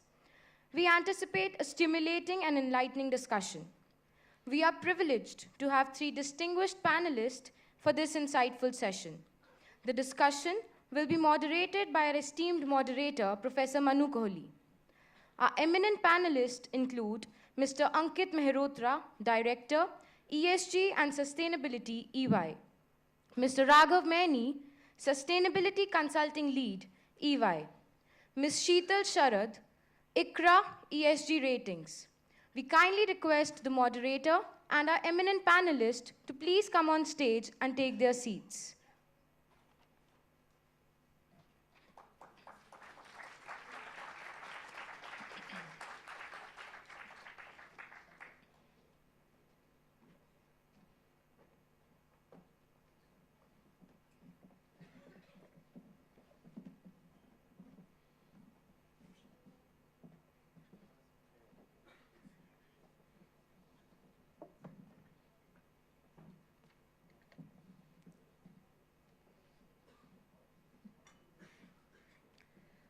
We are delighted to introduce Mr. Ankit Mehrotra, a visionary leader in ESG, strategy, climate risk, and sustainable finance. Currently heading the ESG Center of Excellence at EY, he played a critical role in advancing global clients on integrating sustainable practices and achieving net zero targets. With over 15 years of experience, he has been at the forefront of ESG transformations across banking, capital markets, and multinational institutions. His expertise include climate transitions, digital strategy, and developing tech-enabled sustainability models. An alumnus of Lal Bahadur Shastri Institute of Management, Mr. Mehrotra had held key positions at McKinsey & Company, Moody's Analytics, and EY, showcasing a dynamic career in consulting strategy research and financial analysis. He has also been instrumental in incubating ESG-focused groups, centers of excellence, and spearheading thought leadership through white papers and executive insights. His contributions to ESG frameworks and sustainability initiatives highlight his forward-thinking approach to addressing global challenges. In addition to his professional achievements, he has pursued certifications in sustainable finance from INSEAD, further solidifying his commitment to advancing sustainable solutions. His vast experience and strategic vision make him an invaluable asset to today's panel, and we eagerly look forward to his insights. May I now request Mr. Ghanshyam Agarwal, President of Management Grid, to kindly welcome Mr. Ankit Mehrotra with a planter as our token of appreciation.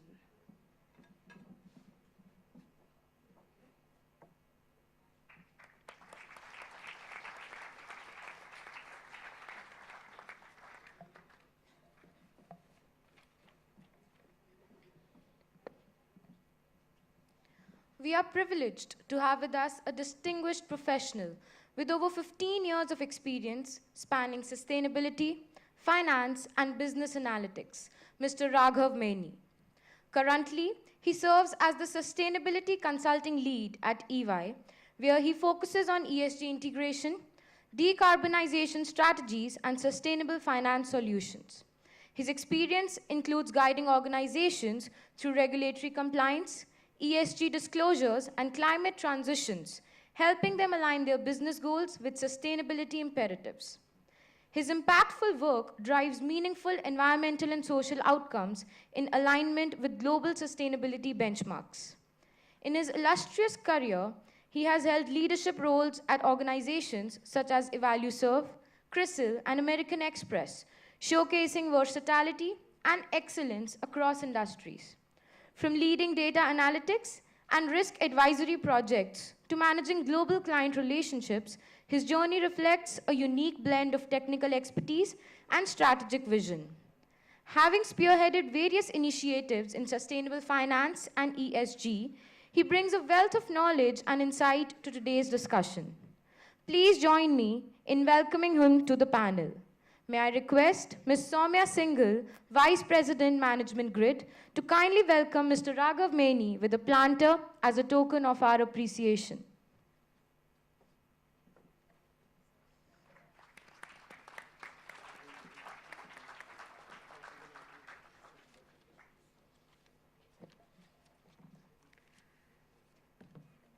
We are privileged to welcome Ms. Sheetal Shadar, ICRA Ratings, ESG Ratings, and a research scholar specializing in finance and sustainability at IIM Lucknow. With a stellar career spanning over 15 years, she has been a key driver in advancing ESG and credit rating frameworks, ensuring corporate practices align with sustainability goals and governance standards. Her work significantly influences the financial ecosystem, promoting responsible and impactful business strategies. An accomplished academic and practitioner, Ms. Sharath holds an MBA in finance from IIT Madras and a degree in electrical and electronics engineering. She has also contributed her expertise at ICICI Bank, further owning her skills in corporate banking and sustainability analytics. Her certifications in climate-related risk management and disclosure reflect her dedication to advancing sustainability in finance. Ms. Sharath's multifaceted expertise in ESG ratings, sustainable finance, and corporate governance makes her a valuable contributor to today's discussion. Her insights promise to inspire innovations, strategies, and actionable solutions for achieving a sustainable future. Please join me in welcoming her to the panel. May I now request Mr. Abhyutkarsh Agarwal, Vice President Management Grid, to kindly welcome Ms. Sheetal Sharath with a token of our appreciation. Planter.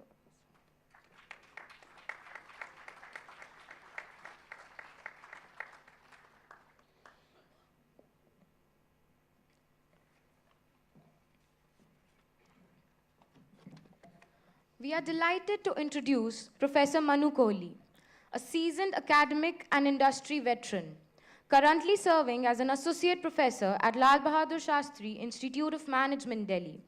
He brings a wealth of experience to the classroom.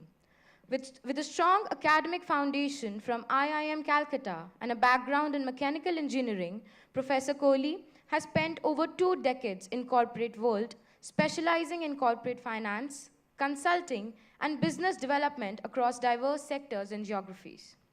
A significant portion of his career was dedicated to the energy sector, where he held key roles at British Petroleum, gaining deep insights into oil and gas, power, renewables, and energy transition.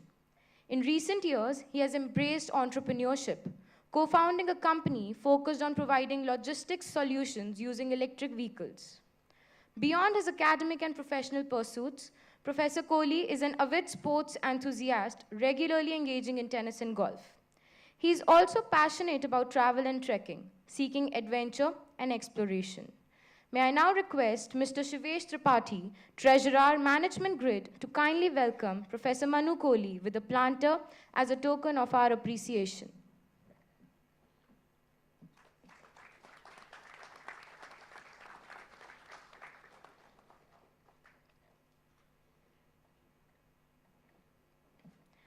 We are delighted to hand over the proceedings of the session to our esteemed moderator, Professor Manu Kohli. Please, sir. Yep. Can you hear me now? Yeah, okay, thank you. And first of all, thanks a lot for taking time out and joining this panel and talking about ESG, sustainability, green financing. But I would like to start with a warning signal in the sense I've worked in an industry which is totally opposite ESG. I worked in oil and gas, probably the most polluting, or people think that it's probably the most polluting industry in the world. But let's start the discussion and talk about sustainability, which is our theme of the day, but also talk about how sustainability can help or hinder in raising finances for companies. Let me start with Ms. Sheetal. ESG ratings per se is a new concept. How do you think is it different from conventional rating methodology or conventional rating standards that we, as students of MBAs, as professional practitioners, have read about or even practiced? Yeah, thanks for having me and thanks for the question.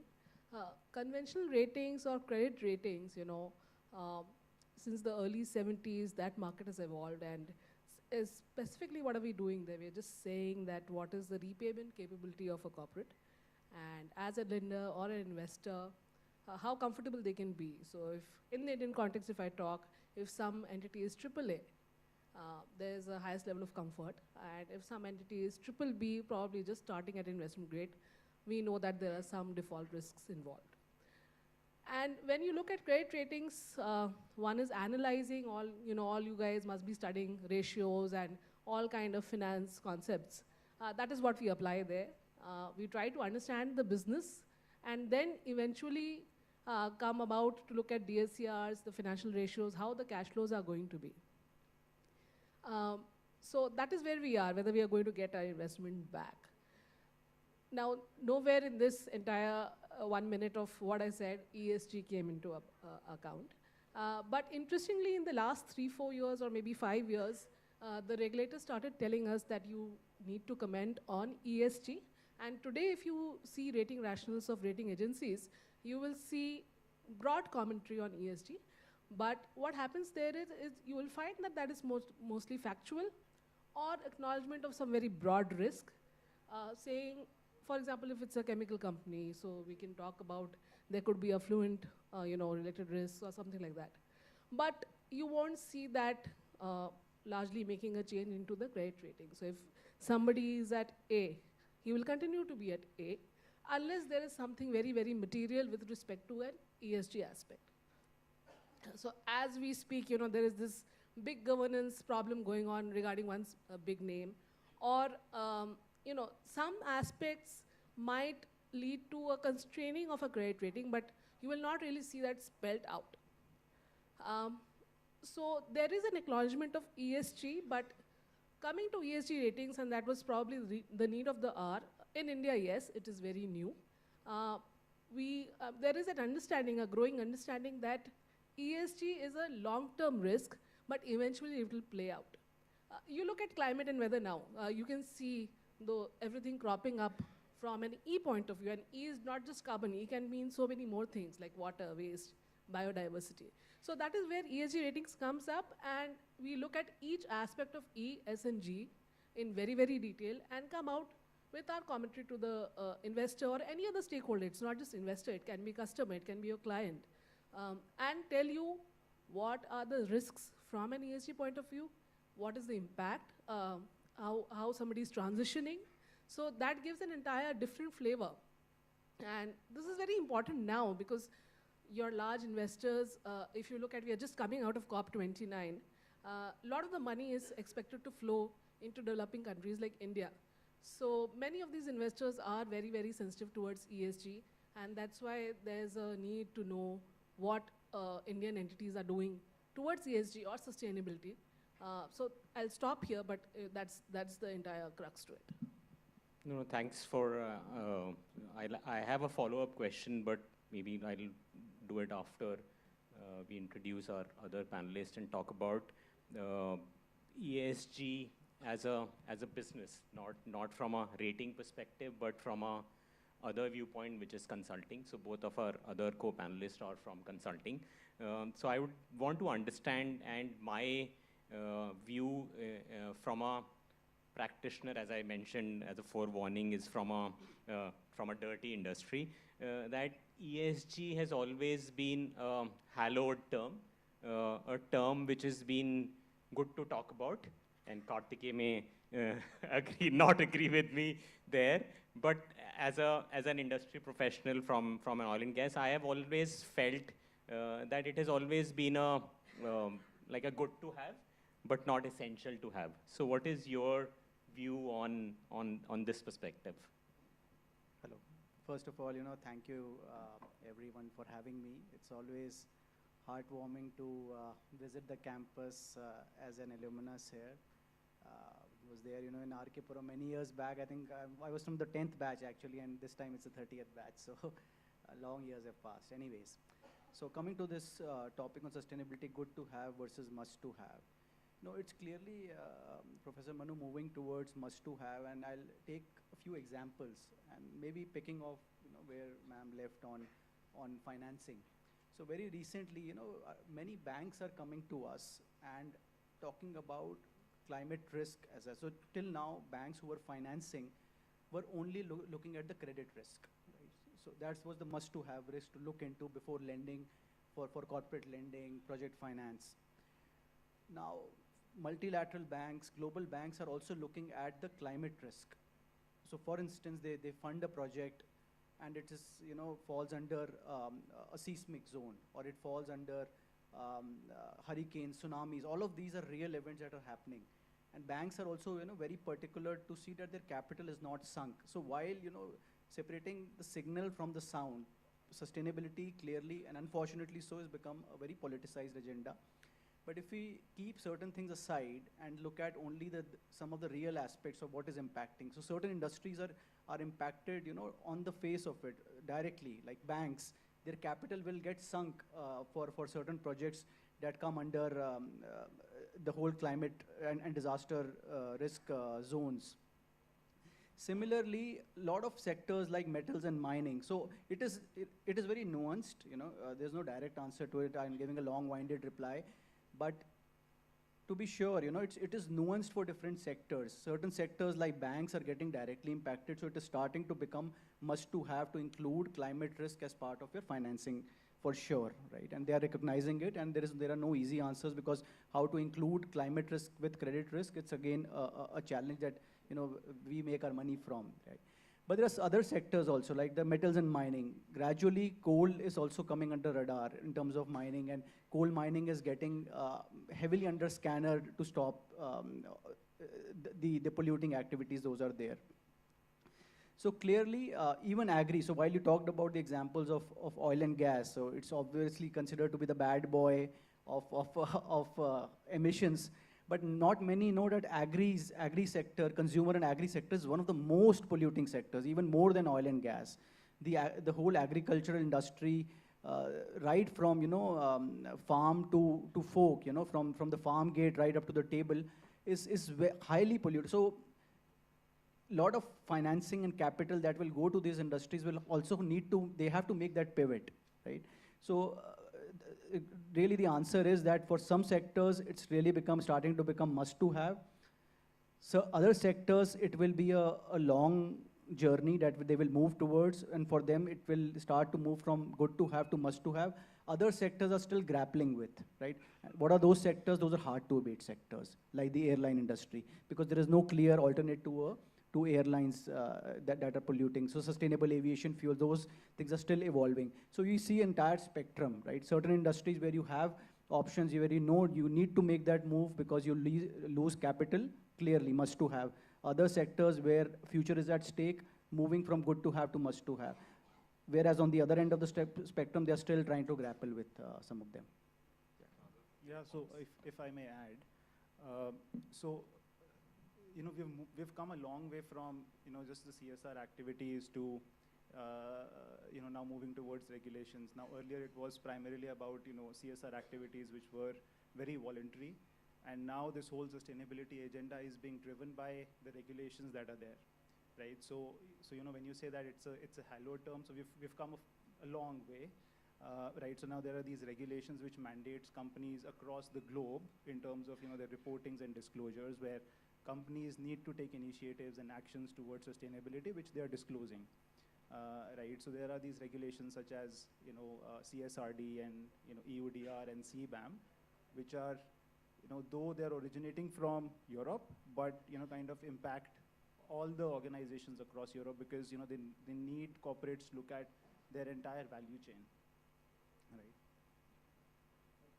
But one of the big challenges, though you're saying that it is a phase which is moved up or is transitioning faster than we would have thought is for a country like us, which is still a developing country. You can say that mining is a dirty industry, oil and gas is a dirty business, but we have to grow.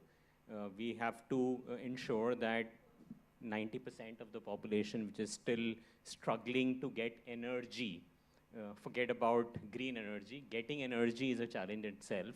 How do you then answer those questions? Yeah? How do you say that, yes, this is a must-have in sector like mining or oil and gas? No, absolutely. And energy is a good example. So there are a couple of things here. Firstly, example of India, or let's take Global South. I would like to extend it to the Global South, which includes a lot of Africa and Asian countries. Now, it's like I getting fat and you running for me, right? So basically, the developed world have made our world more polluting. Let's be sure about it, right? So the developing world, the Global South, so Global North is where the most of the emissions per capita high emissions lie, right? So the penalty of it cannot lie on Global South. That is the more equitable principle that we're talking about. At the same time, everybody has to transition, right? But that transition can be at a different pace for Global North versus Global South. So those are our principles that are, you can say there are a lot of politics around it, but still largely agreeable that is there. Now, countries like India and even the Global South, firstly, our trajectory is longer, right? Whereas the developed world have 2050 as the net zero targets, we have 2070. So that gives us, a couple of decades as a longer rope to move towards. So that helps us for sure. That's one. Secondly, it's not, it's not a zero-sum game as well, So where we see a lot of sectors, especially in the energy sector, the per unit cost, or what we call levelized cost of energy, is falling much faster for solar and wind, right? So we can clearly make a transition. So it need not be a transition through fossil fuels. We can bypass fossil fuels and move towards solar and wind, right? And that we are seeing a lot happening in our country as well, right? I was there in Gujarat last year, and I was really pleased to see a lot of solar panels along the way, powering a lot of, and Gujarat is a very industrial belt of India as of, so Gujarat, Tamil Nadu, these are our industrial zones. And a lot of it has been powered by not just residential power, but even the industries.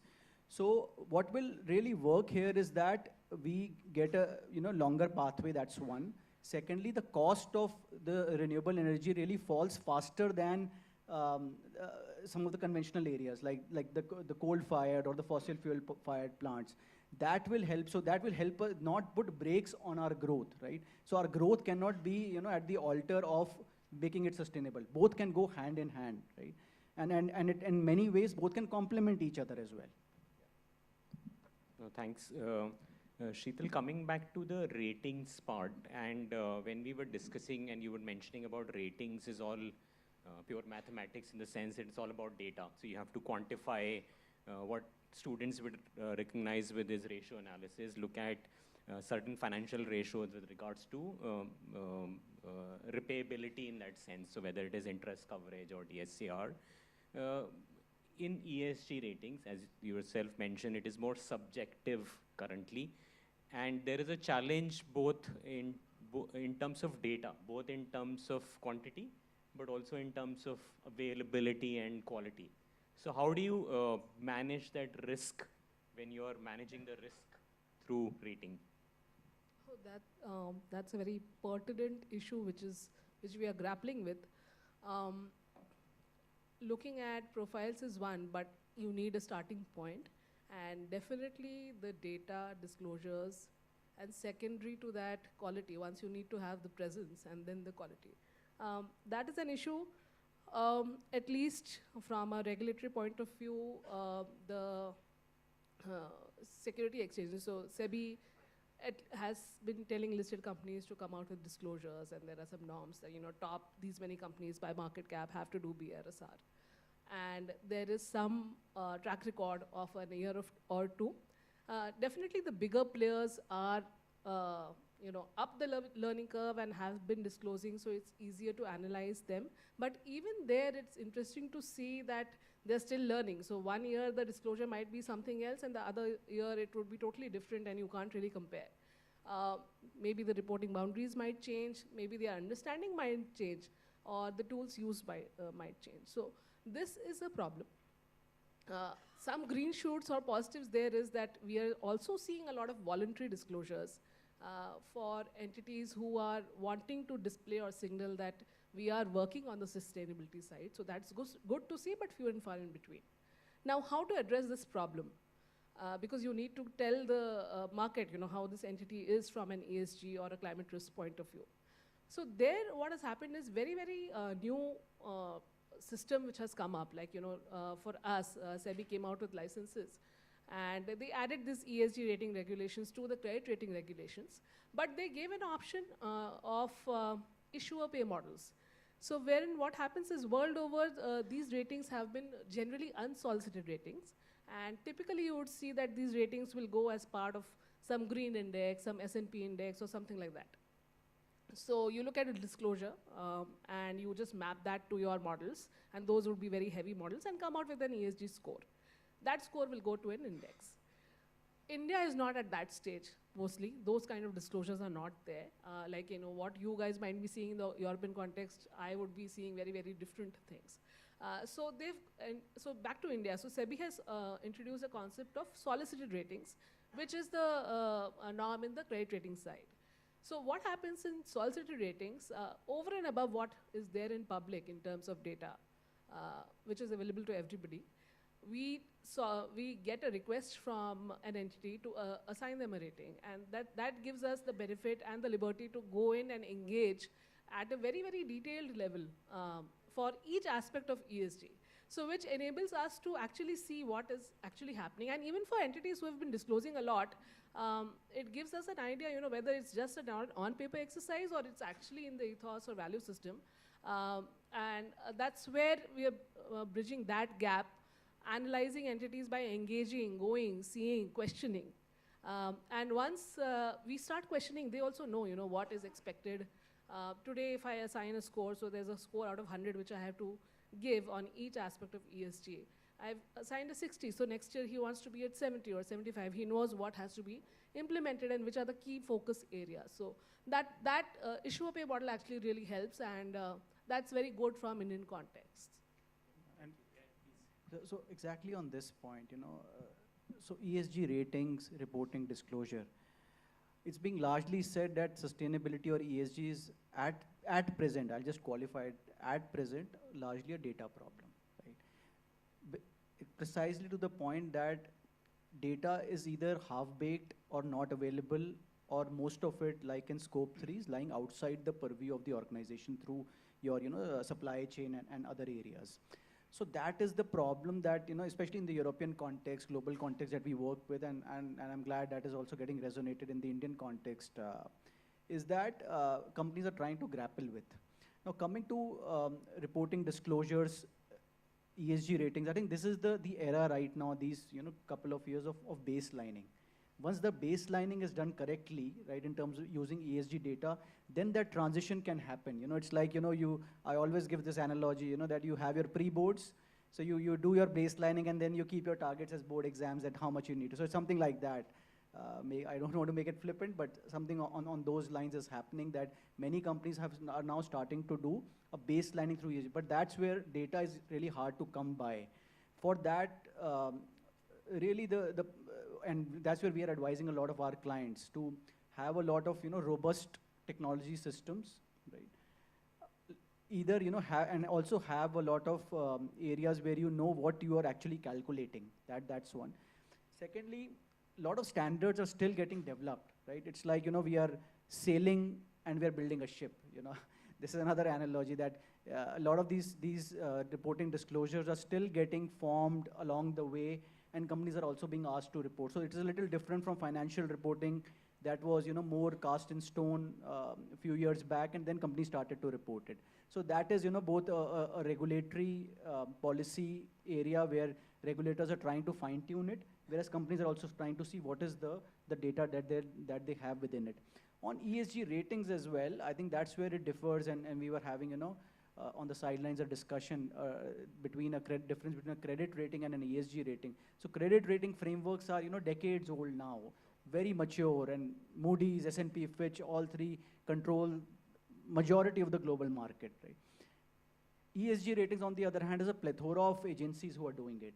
We have, MSCI, Sustainalytics, you name them, and everybody. And it's an unregulated business. So that's the difference between a credit rating and an ESG rating, that while credit ratings are very much mature and regulated, this is in its very infancy stage of infancy, and not regulated. So once the regulations start to impact even the raters, so rating the raters or regulating the raters becomes very important. This will start to get more streamlined along the way. No, but in India it is regulated. That's what is new here. And I mean, today I cannot move a little bit side or take another view on some entity. I know that all my papers are going to be seen by SEBI and eventually RBI. So it's a very tight and regulated market. This is coming from the fact that everybody knows that the focus and the lens is on India. That's why they've regulated this market. So that's something which is very different from globally, and which is actually good for the sector. So yeah, so I was, to Ankit's point, right? Right now, if you look at all the rating agencies, we have the ESG rating agencies I'm talking about, right? So if you look at MSCI, if you look at S&P, and if you compare a few others, right? So for the same company, you would see a stark difference in the scores that is there right now, and that is purely because, they all follow a very different methodology, right? It's not been standardized yet, and, that is where, some of these frameworks that are being, now designed around it. So, that is helping put some guidance or some guardrails around it, that, this is what you need to report and this is how you need to report. And, some of the regulations are also helping, right? So CSRD, where, they want companies to report plus have a, a very specific digital tag on each and every, data point that you report, right? So that kind of helps in standardizing it. So it's still maybe a few years away that, we'll see a very standard rating across like we do for credit ratings. But yes, we're getting there. No, I think it's a good thought process in terms of regulation that I've seen across the world, that regulation at some time is an essential part of how you develop a particular stream of business or a particular concept from theory to materialization. Because unless you have as you mentioned, each entity, if has its own norm of how you regulate, then it has no meaning. In the sense, I can give you another rating, somebody will give you another rating. Unlike credit rating, so S&P and Moody's will follow a convention or a practice which is followed across the industry. Yeah. So going back to my kind of practical experience days, so one thing which I've struggled still, and I'm sure you guys are also struggling, is a concept of carbon credits and the market of carbon credits. I have heard it for last 20 years. And I've still not seen anywhere in the world, forget about India, a tradable market. Okay, people have talked about, okay, I can put carbon credits here, sell carbon credits, make more money out of carbon credits, or guys like Kartikey, for example, or Blue Smart, for example, who's an EV taxi company, can earn money through carbon credits. So how do you think, is it still the same that, okay, we've been talking that for 2 decades and it's still reached nowhere? Yeah, maybe I can take this one. So absolutely, see, carbon credits has had a lot of false starts, let's put it that way. And, but at the same time, Professor Manu, it's an important means and a source of financing, right? Now, what is happening in this arena or area is a mandatory market and a voluntary market. So mandatory market, which is typically cap and trade market, is reasonably successful. I'll just qualify it, reasonably successful in Europe, right? And even some parts of India, you'll be surprised to know, some areas like, regions like Gujarat, they do have emissions cap and trade mechanism, which is reasonably successful, but it's not scaled as yet, for sure. Where we have struggled actually is the voluntary market, right? That how to, now there are, now before, leading to why is that it has had false starts, why it is not doing too well, we have to look at some of the reasons behind it. Only then we'll start to, reach some conclusions on how to navigate this. Firstly, carbon, right, doesn't have, Unlike oil, which is, it has a commodity price attached to it. So the Brent and NYMEX measures oil prices, which is globally acceptable. Carbon has not had any price that has been attached to it. So monetization of carbon, so if you and me decide to trade it, we have to agree at a price, right? That price has not been agreeable so far. That has created issues around it. What will be the strike price of carbon and how will the price of carbon trade, right? That's one. Secondly, there is also the problem of projects and verifiability. So who will verify that project? Now these projects it's typically like a cash flow model. In cash flows, you can go to a bank and say that in next 10 years, this will be my cash flows. You finance my project against it, right? That will be vetted through a credit risk committee, and credit agency or somebody from the credit team from the bank. Carbon credits also work in a similar manner. The only difference is that who will verify the next 10 years, right? That will always be questionable. That it is always against, say suppose a solar project, if they say, or even an afforestation project, if they say that they're able to save these many gigatons of carbon through afforestation, who will verify it? So the verifiers are also not there. So, and that's where the financiers and the banks are also not willing to put in money. Third is the regional markets, right? So regional markets, except for somewhere in Europe, haven't developed so far. But at the same time, there is a lot of focus. The difference that we are seeing between the last, a decade and a half and now, after these false starts, is that there is a growing recognition that this is an important source of financing. It has had its shares of difficulty, and we need to navigate through it, right? That is where it is some regional markets will start to develop. I think how it will progress from here is that, and I think in this COP also there has been great discussion on Article 6 pertaining to carbon credits. So there will be a lot of development along the regional lines. Typically Europe will lead the way here. And there will be, I think, a leading to it, a strike price of carbon will have to be decided, right? Once those things are decided with, then the problem, I think, of verification can be easily grappled with, or because then where regulations will come in. But clearly, it's an important source of financing. It's still not tapped very well, and it has to, unlock its market, especially for newer technologies in the oil and gas sector, like CCUS, CCS, green hydrogen. They really have a great hunger for capital. Solar and wind are still, financeable right now, but these new technologies, large desalination plants, even technologies in the agri sector, these are very small to start with. They need the appetite of the whole capital that needs to flow with them, and then they will unlock the opportunity. Carbon credit cannot be wished away and discarded by saying that it's not had its share of luck and we can discard it. It will be an important source of finance, but some policy nuance will have to be streamlined before it unlocks. Thanks. Sheetal, in terms of practicability of the ratings that you give from a sustainability perspective or ESG rating, have you seen, or can you quote, I don't want to put you in a spotlight in terms of naming any company, but have there been instances where because of ESG ratings, people have been either easily able to raise money or raise money at a rate which is more favorable because they have a better ESG rating? The easy answer to this right now is no, because the ratings just started this year, just second or third quarter. But I can give you answers with respect to certification or certified green products.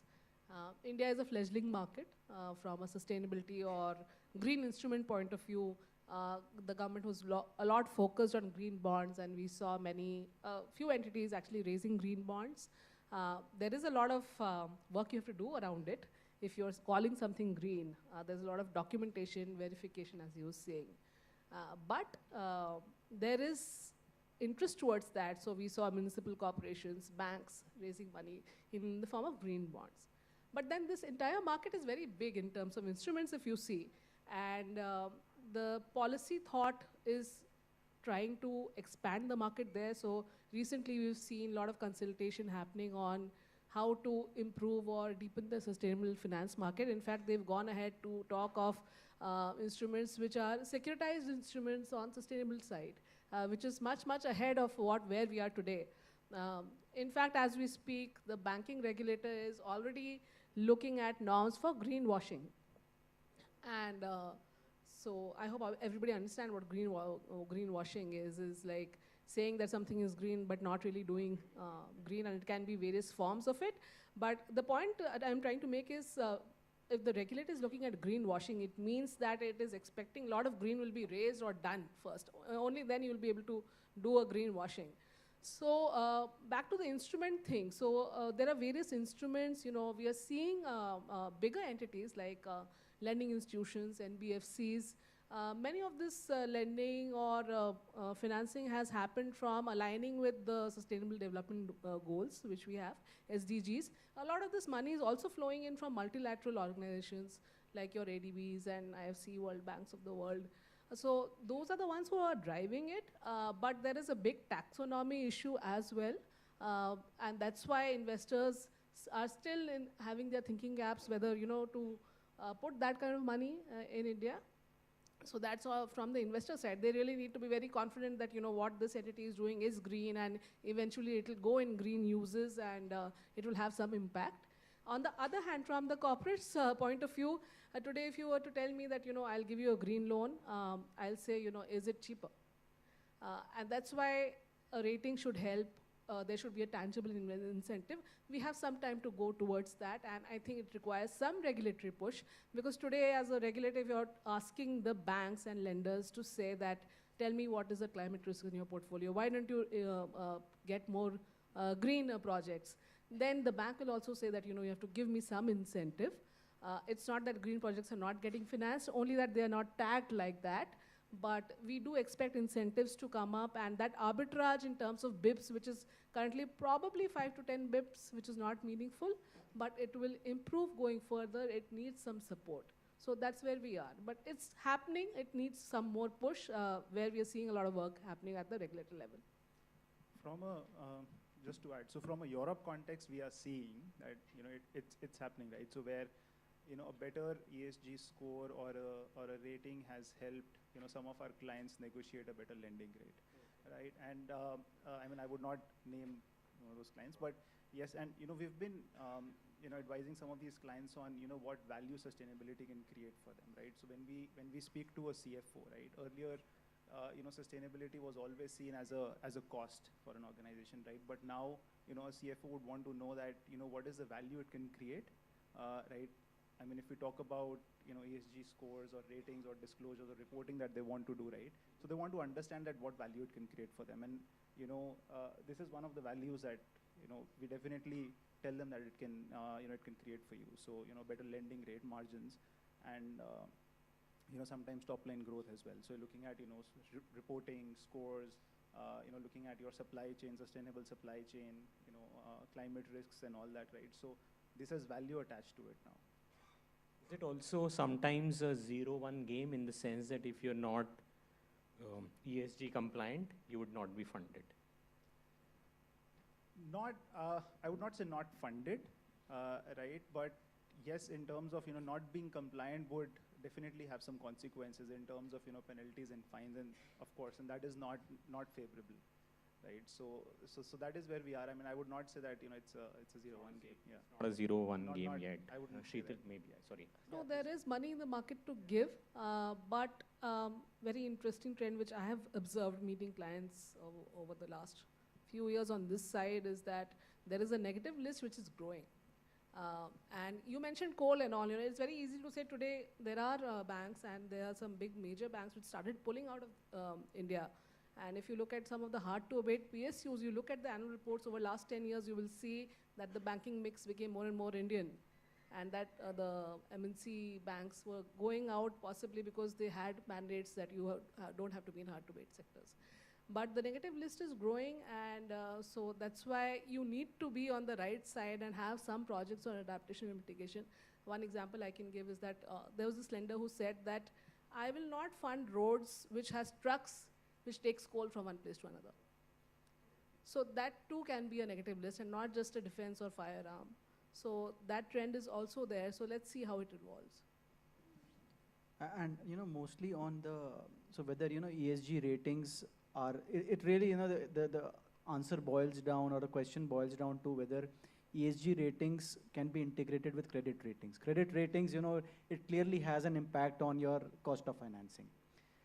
Now, whether ESG ratings does have it, the answer right now is no, right? Can it happen? Eventually, it will have to get integrated with a credit rating. I think where it, and I'm now making a bit of leap of faith here, is that eventually it will move towards a framework where ESG rating and sustainable, ESG rating and credit rating will be a combined score, right? Then it will be difficult to distinguish between these factors. So Moody's, S&P, Fitch framework, ICRA frameworks will start to integrate ESG ratings into the score that they provide. Then banks or the financiers or lenders will have to now see that they will not be able to distinguish between the two. Then I think the clear delta in terms of lower coupon rates will start to kick in, and better yield curves, greenium, all of that will start to. Right now, it's a mixed bag.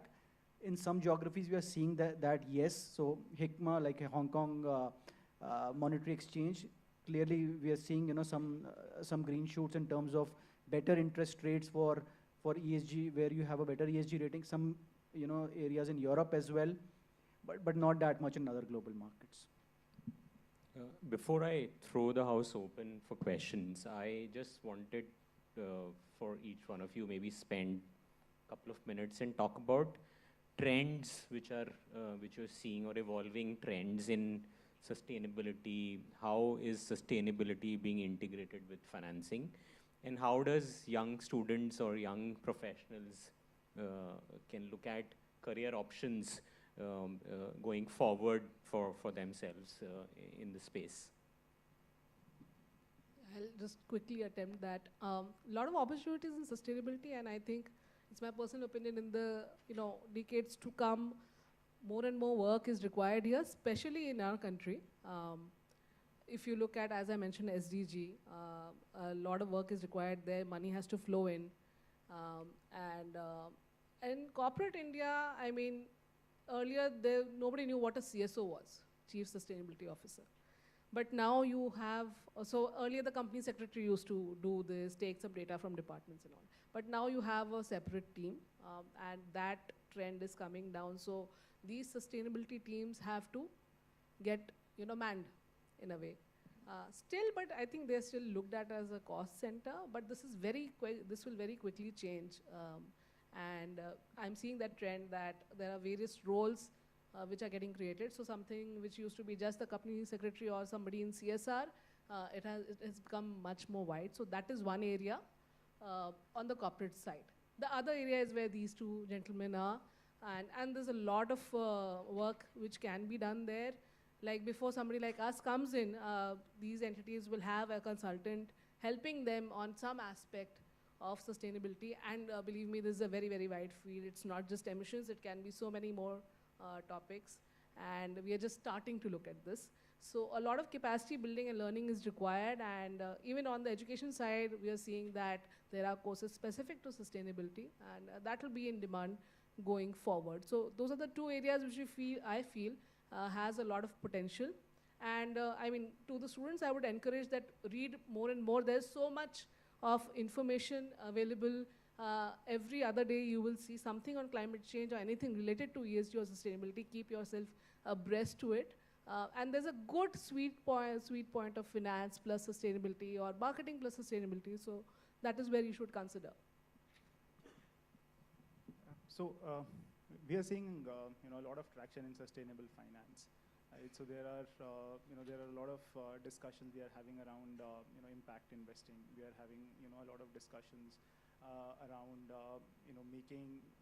having discussions with some of our private equity and asset management clients, that how to make their portfolio green, how to improve their ESG scores.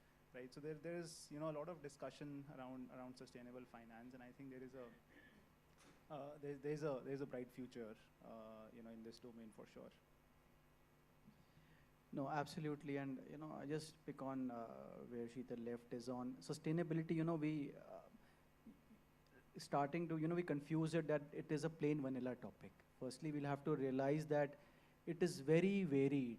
We just talked about a few areas in this half an hour or 40 minutes. There's financing, there is rating, there is data, there is disclosure, there is transition, there is the sector play.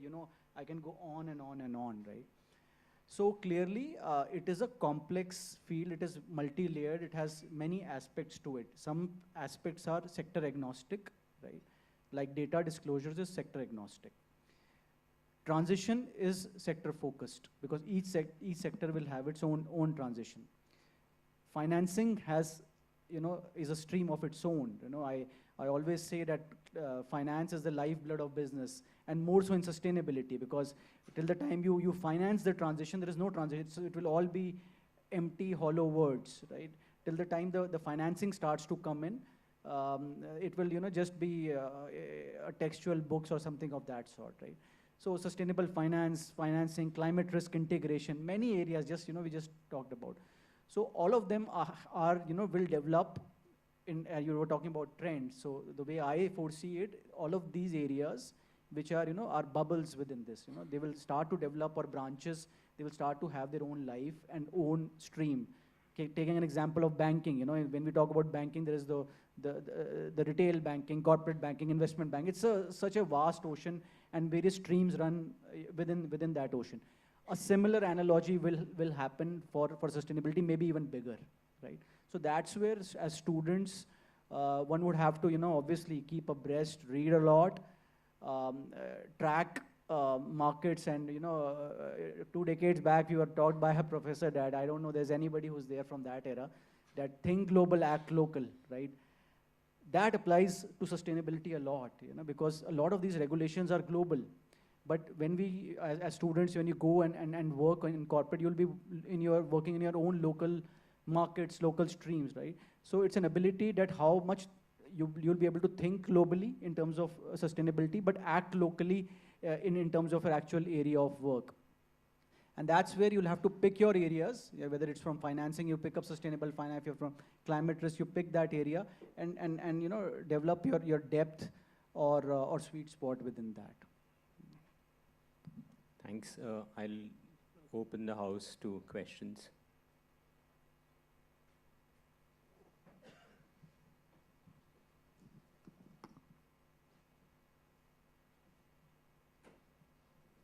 Good afternoon, panelists. Mr. Mehrotra talked about how the global north has pollutes a lot, and we also touched upon carbon credits, how some of these companies buy them, and a lot of those polluting practices that are outsourced to the global south are compensated by those carbon credits, say from a country like Gabon. So my question would be to Ms. Sharad. Ma'am, how do you think that ESG rating should account for the local impact that those malpractices have in that vicinity versus the ability of a carbon credit to mitigate that risk on a global level should be accounted for while calculating an ESG rating? Hi, what's your name? My name is Vedant. Vedant, very good question. I should congratulate you on that, because it's quite a nuanced topic. When he was talking about carbon credits, and I was thinking on this. So when we are looking at impact of a business on environment, if you're looking at carbon credits and you're doing some implementation policies, all of that is fine. If you're a renewable energy company, you tend to gain. So when we look at carbon credits, okay, it's a good area to be able to raise finance. But when you're transitioning, then offsetting through carbon credit is something which we don't really take into account, because that's not really adding to the mitigation or adaptation. So we look at it mostly from finance perspective, and we would like that as voluntary carbon he talked about, or carbon pricing comes about. So that is where it is. In terms of malpractices, it's all over the place. You have people who say that there is this blockchain technology, I'm selling you this carbon credit, and there's a blockchain tag to it, and things like that. So it's still evolving, a lot of confusion there, and actually the Indian setup is very, very fledgling. Globally, I'm sure there are more practices. You would know more.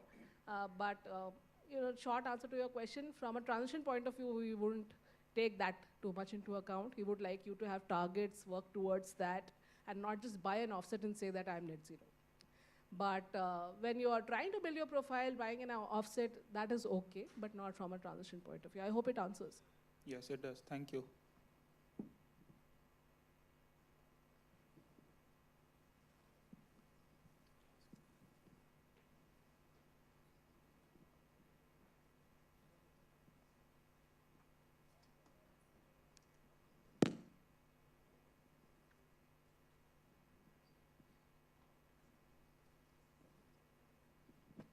Hi, good afternoon. I am Dishan Sharma. So my question is, sir, you talked about that there needs to be regulations for the credit rating agencies. There are not set parameters as of now for the ESG ratings. So my question is a two-part question. First, already in India, we have CSR activities that applies only to the big companies, not to the small companies, those who have 5 crore turnover, 5 crore profit, companies like that only.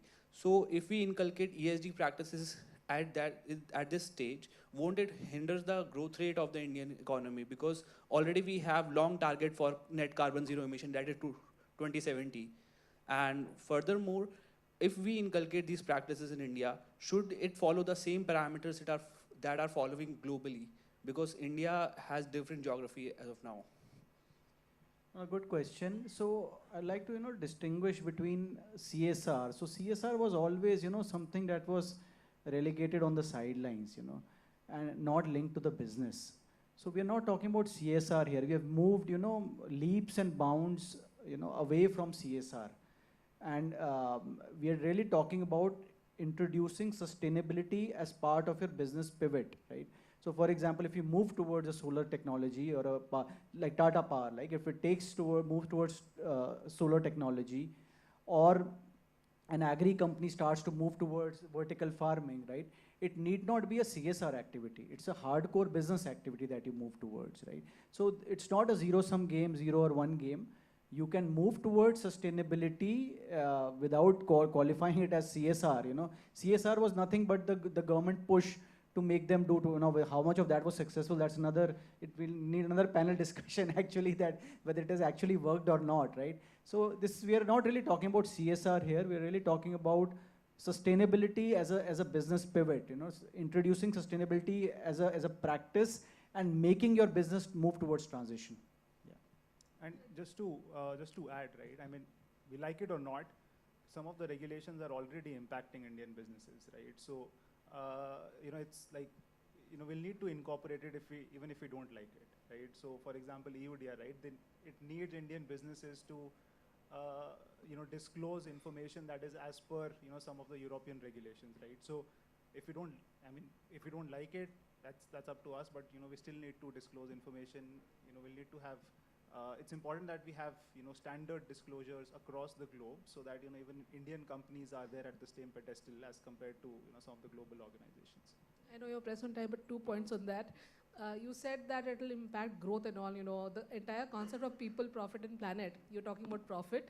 CSR thinks about people. You think of CSR as So when I'm looking at the social angle, I'm also looking at CSR. That's one of the things.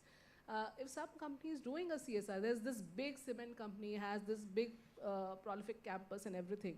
If it doesn't think about the people around, then those people might not come and work for you. So in a way, it will impact the sustainability of your manufacturing operations. So the implications are much wider, and it's not just 2% of profit dena hai, and it's not that. There's a lot which goes behind it, and that's why in the long term that will help you. Because if you've set up and work for the people around you, then those people will always come and work for you, be happier, and have higher productivity. I mean, that eventually goes to your profit eventually. So that's how one needs to look at it. Thank you, ma'am. Thank you, panel. I think we have time for maybe one final question if there's someone. Good afternoon to panelists. My name is Yash Sharma. I'm from PGDM Financial Management. So as Mr. Mehrotra has said that there might be a common rating which would include both ESG rating and credit rating. So how is it, you think, gonna impact the financial accounting and the managers who are working in the different firms to get both of the things together at a right place? No, absolutely. So once that is done, obviously it's still a few years away. But once that is done, it will have a reflection on the credit managers, because now the credit manager position will change. It will also you need to have better understanding from not just from a credit perspective, but also from sustainability perspective. What are the factors? So the scoring will change. The ratio analysis that you typically had to do will change. The kind of data that you would have to ask for an organization for in terms of its payback or other areas will change, and you'll have to include aspects that relate to ESG. So once that integration happens, credit manager position will become more more dynamic, more varied in many ways, right? And in terms of even financing of the portfolio, how banks raise their funds will also be impacted, because banks also are eventually raising funds before lending it out, right? So what are the global, and these are usually institutional funds, right? And I'm sure you'll agree with it that a lot of institutional capital is still following a lot of green principles. You'll be surprised to know that many of the banks position themselves, that they're moving towards a green financing to get global institutional capital. So that will also, start to play out more clearly. Right now, it's you can say a sub-trend that is there, but it will become more prominent trend as those integration between credit and sustainability ratings becomes more firm. It's already happening though. It's already happening. Eventually it will be formalized. Absolutely, I mean, absolutely. The PSU banks and all keep asking for this data, but it will be formalized eventually. Thank you very much. Thank you. No, thanks a lot for taking time out and talking about a topic which is not easy to understand. It is not so simple to put forward complex terminology, complex thought processes in simpler words. And I must commend all three of you to help us at least understand what ESG is all about. How do we integrate ESG and sustainability in raising funds, which is a lot of business has hunger for, in terms of if you have to grow, you need capital. And if you have capital which is now being attracted towards sustainability, it is now becoming, or will soon become, a norm that you have to follow the norms rather than just show it as a window dressing, if I may use that terminology. Yeah. No, thanks a lot. We call it greenwashing here. Yeah, greenwashing, as Sheetal mentioned. No, thanks a lot again for taking time out, and I'm hoping that the students were able to benefit of it. It is a complex topic, but as I think Kanwar mentioned in the inaugural session, you should keep learning. I follow that principle since the day I joined any school, college, that I learn every day. And sitting with practitioners, industry practitioners who do it day in and day out, it's a good learning experience for me as well. And I hope that you have learned quite a bit today. No, thanks a lot again. Thank you. Thank you. Thanks a lot.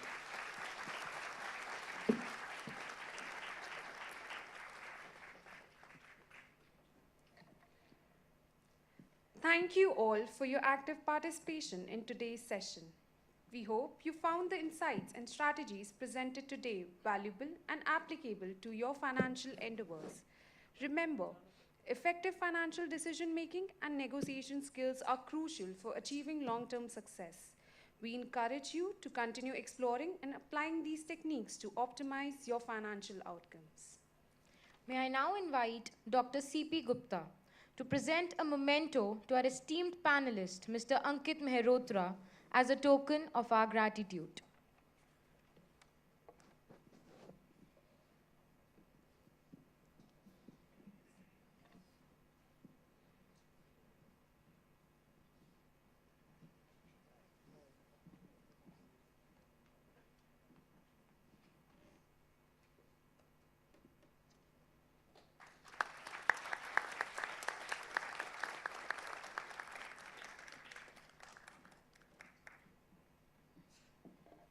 Thank you, sir. May I now request Dr. Pankaj Varshney to present memento to our esteemed panelist, Mr. Raghav Maini, as a token of our gratitude.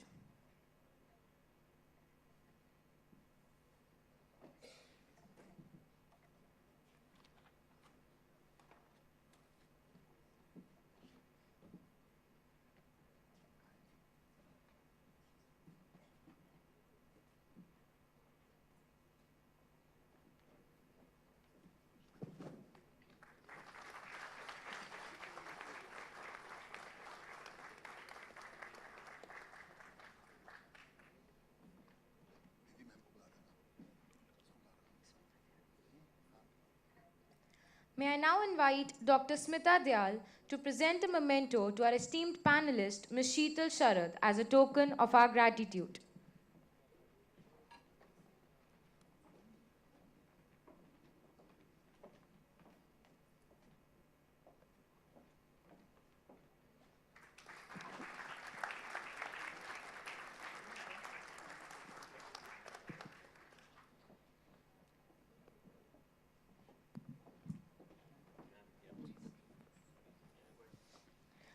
Thank you. I'll maybe just end with, one anecdote and not exactly on sustainability. So we are, I always say, and I might sound cliche, that the institute is named after, one of India's most, sons of the soil, as we call, Lal Bahadur Shastri. So it was back in 2005, we had IIT Madras director visiting us. And our director there was Dr. Roshan Lal Rai, and I think probably they will remember, nobody else other than her. And he was saying that there was, a notice board that was, a notice that was put on notice board, and he said that I've started to eat 2 times a day. Okay, so he started to eat 2 times a day. So, and that was really coming out of, in the 1965 war, as some of us will remember, we come from a generation where our parents stopped eating 1 time a day because of Shastri ji's call, right? And he said that now India started to export rather than import that quality of rice. So, we have had leaders who, especially it's difficult to imagine in this era, but we have had leaders who have lived, if we call it sustainably, or lived through, with minimal means, and he was one of those. So it's important that as students and alumni, we always, carry those principles along with us. I know I might sound cliched, but it's important to convey, especially to certain things, you can't emphasize enough. And especially, we carry the name, and that was the impact,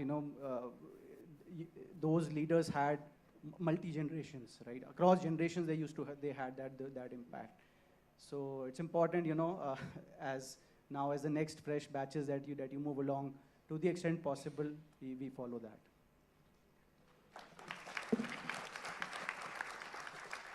Thank you so much, sir. Late Shri Lal Bahadur Shastri ji continues to guide our institution as we navigate the complexities of today's world.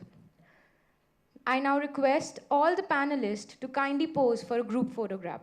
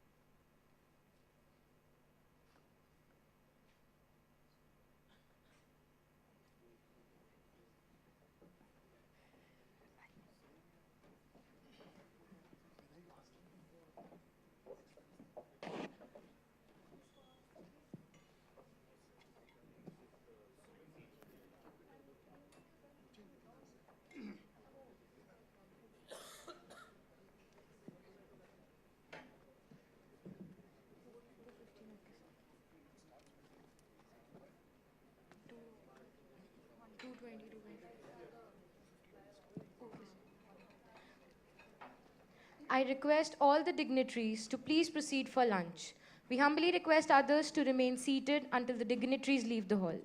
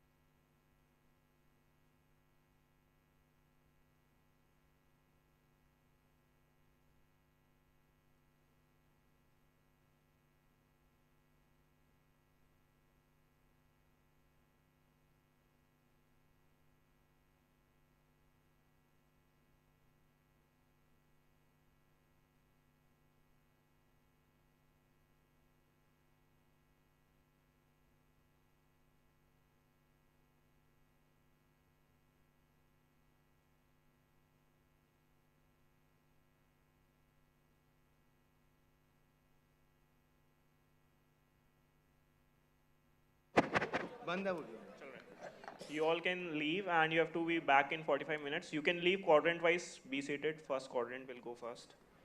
Second quadrant will go from here. Rest all be seated, पीछे वाले. Quadrant बोला था. बैठ जाओ पीछे वाले.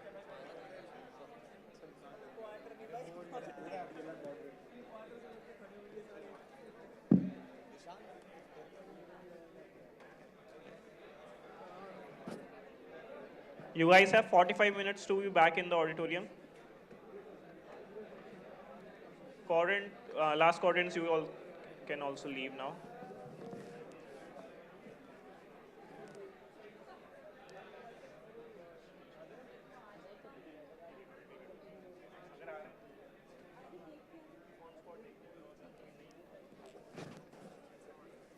Hello.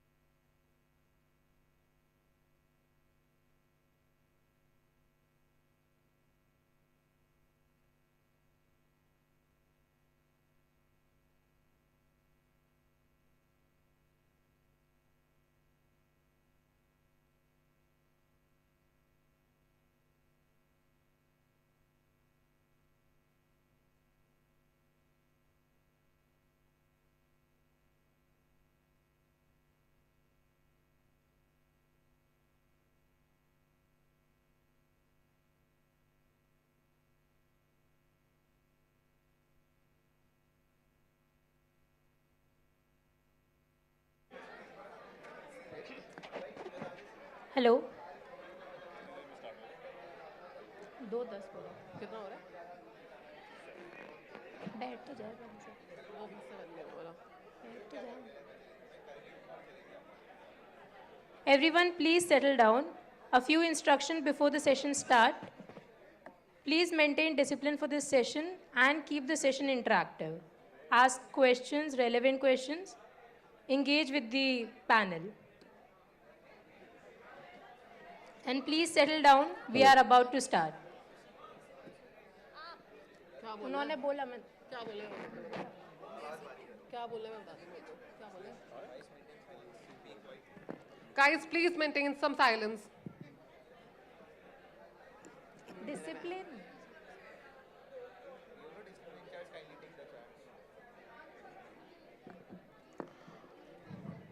Hey, discipline.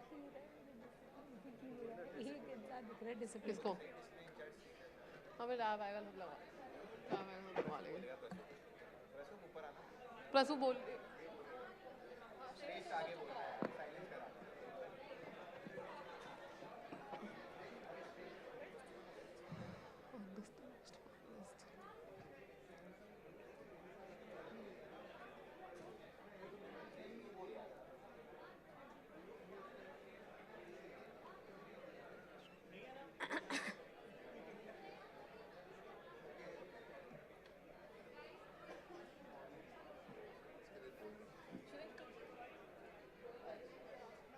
Guys, please be seated.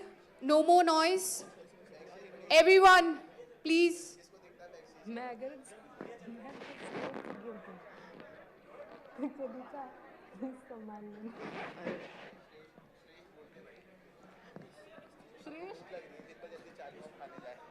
खाना नहीं खाया आपने? एक काम कर माइक पे बोल।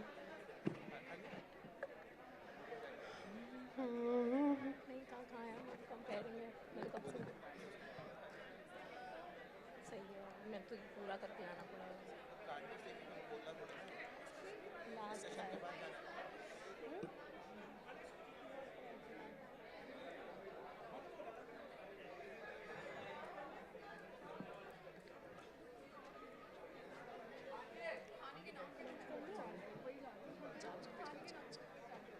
खाना रहे?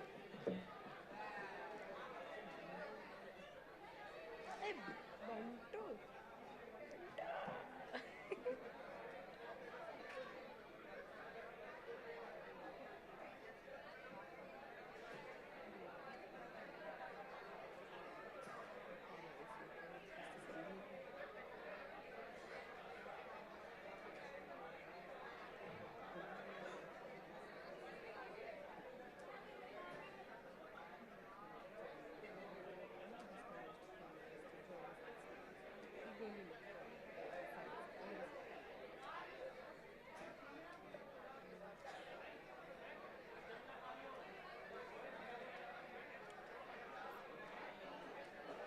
क्या बोले?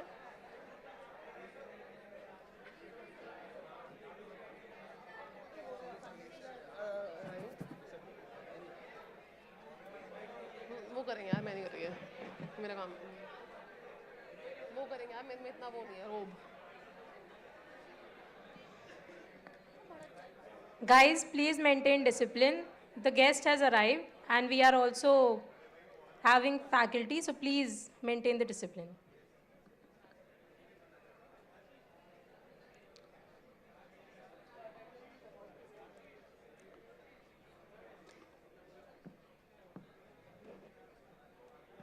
Settle down. The attendance is also about to start.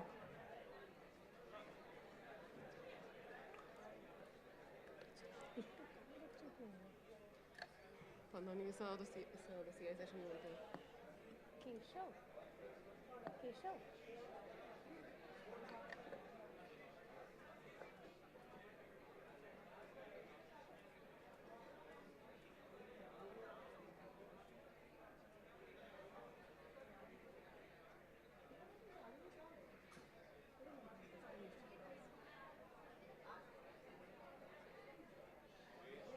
आशीष जो भी बच्चे बाहर हो please just go and call them sorry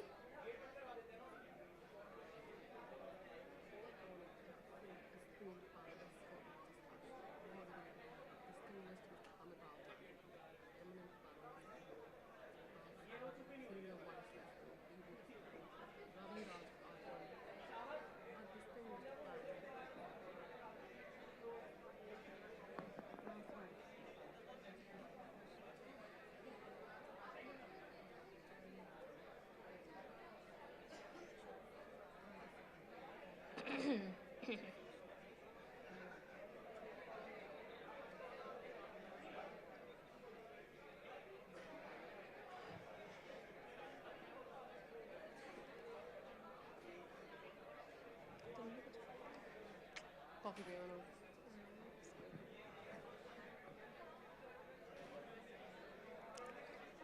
honored whom discussion distinguished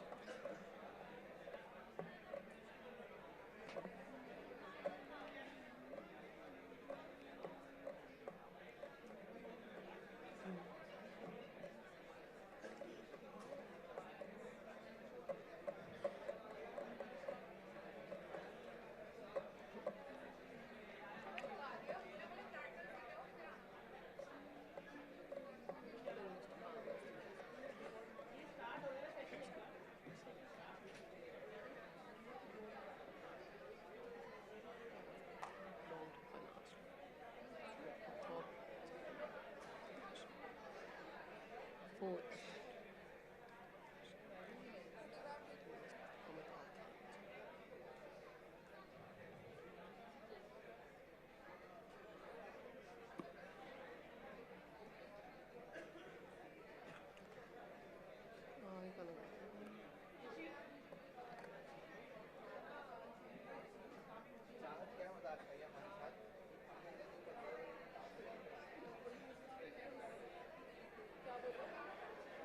क्या बोले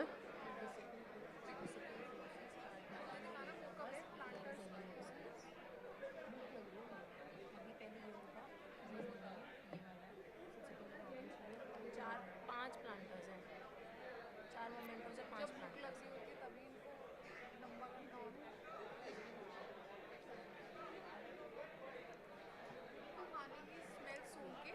यार ये क्या डिसिप्लिन पीओसी हर कोई बात कर रहा है क्या करेंगे डिसिप्लिन पीओसी यार है कौन डिसिप्लिन पीओसी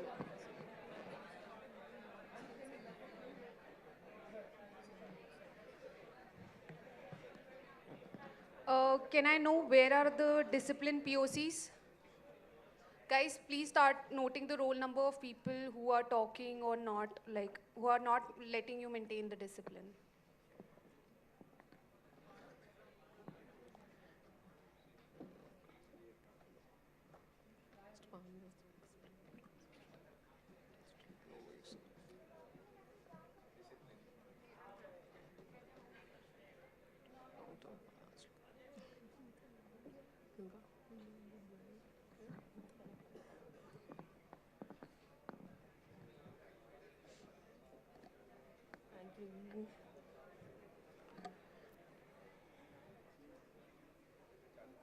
हाँ पानी पियो मजा आ गया जाओ जाओ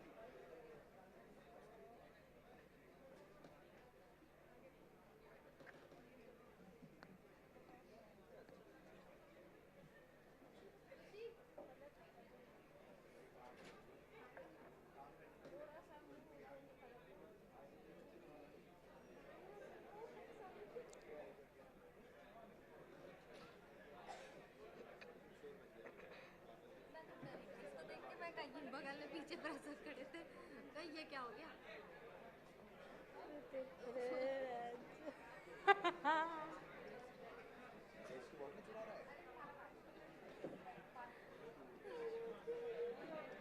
पलक ने कितना ढंग से बोला बोलो वापस यार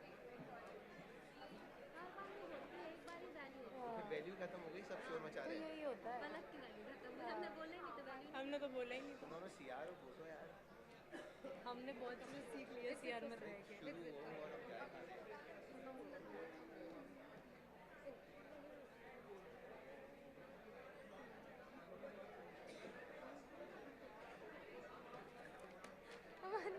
हम किस लेवल पे पहुंच गए हैं तुम्हें आइडिया दोनों इश्यूज पे खड़े हो गए हम नहीं बोल रहे हैं ये खुशियाँ का निकाह है आप खाना खाने क्यों नहीं जा रहे हैं मैं ये नहीं जान पा रही वहाँ गए थे ऊपर गए थे एक राउंड मारा है हम खाना एक राउंड मारा है 2 राउंड उसके बाद भी नहीं हो पाया पहले राउंड में तो हम खुद आ गए थे दूसरे राउंड में भी बोल दो बेटा आ रही चीज Guys, please maintain the discipline. The chief guests are right outside.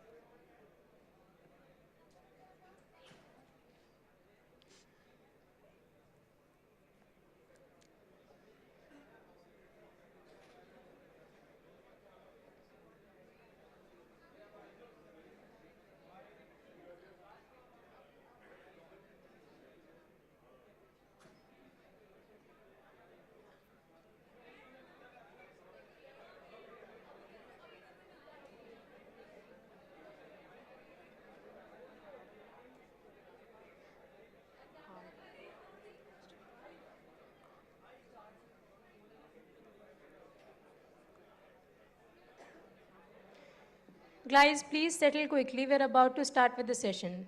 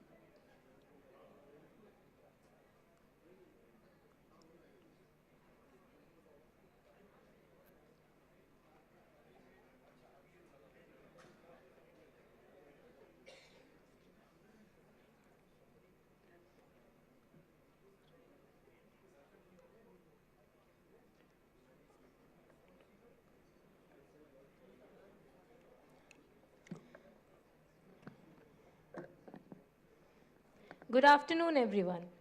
On behalf of Lal Bahadur Shastri Institute of Management, Delhi, I, Khushi Goyal, And I, Kanika Arora, PGTM first year students, welcome you all to the panel discussion 2 on the topic Digital Transformation of Sustainable Finance.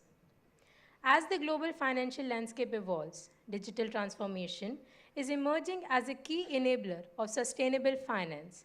From leveraging data-driven insights to enhancing transparency and accessibility, digital tools are transforming organizations address ESG goals and sustainability challenges. This session will explore how technology drives innovation, fosters resilience, and paves the way for a more sustainable future in finance. our distinguished panelists will explore the transformative impact of digital innovation on sustainable finance, highlighting how technology can enhance ESG integration, foster resilience, and drive long-term financial growth. We anticipate a thought-provoking and enriching session. We are honored to have 4 esteemed panelists for this discussion, moderated by distinguished Mr. Amitav Banerjee.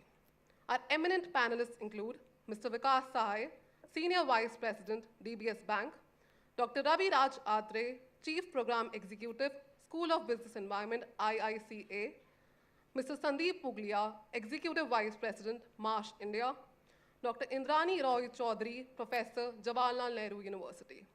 We kindly invite the chairman, moderator, and our distinguished panelists to join us on stage. We eagerly look forward to their insights on this vital topic.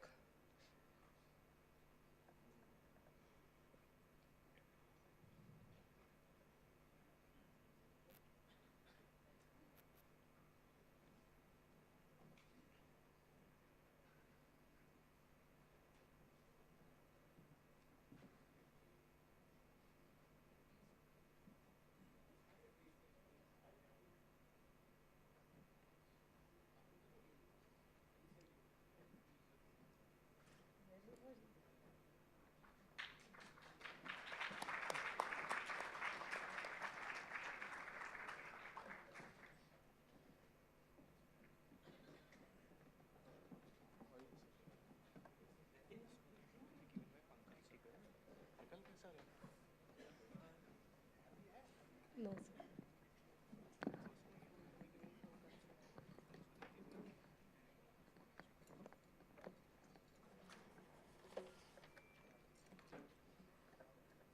We are privileged to have Mr. Vikas Om Sahai as a panelist for today's discussion. Currently serving as a Senior Vice President, Institutional Banking Group at DBS Bank India Limited, Mr. Sahai brings over 24 years of extensive experience in banking and finance. At DBS, he has been pivotal in strengthening large corporate relationships, particularly with public sector undertaking in North India. An alumnus of LBSIM second batch, Mr. Sahai previously held roles at ICICI Bank, IDBI, and Delhi Stock Exchange. His deep industry knowledge and expertise will undoubtedly enrich today's session. May I request Mr. Robin Sharma, Secretary Management Grid, to kindly welcome Mr. Vikas Om Sahai with a planter as a token of our appreciation.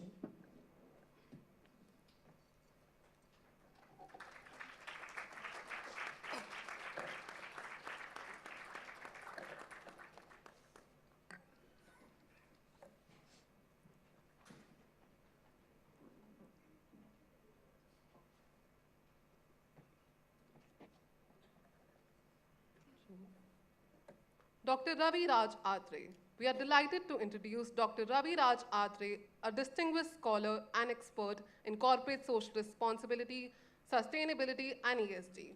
With over 20 years of experience, Dr. Atre has worked across various sectors, including government ministries, civil society organizations, academic institutions, and corporate firms. His vast expertise spans CSR, governance, brand building, and sustainable finance. Mr. Atre holds multiple master's degree and a doctorate in CSR, and he is the author of several influential books exploring corporate social responsibility, fundamentals, and implementation, where he introduced the tree model of CSR. He has co-authored numerous other books on ESG and sustainable finance. Currently, Dr. Atre serves as the Chief Program Executive at the Indian Institute of Corporate Affairs, IICA, where he leads initiatives in public advocacy, capacity building, research, and ESG. His contributions to the field of CSR and sustainability makes him an invaluable panelist for today's session. May I request Mr. Nikhil Gupta, Coordinator, Finance Club, to kindly welcome Mr. Ravi Raj Atre with a planter as a token of our appreciation.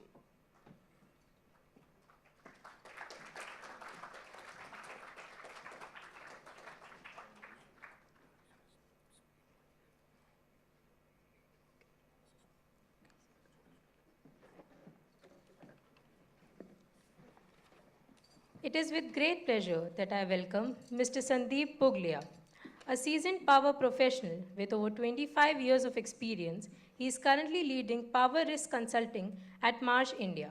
Mr. Sandeep has a deep understanding of operations, maintenance, project management, and risk consulting of conventional, renewable, and nuclear power projects.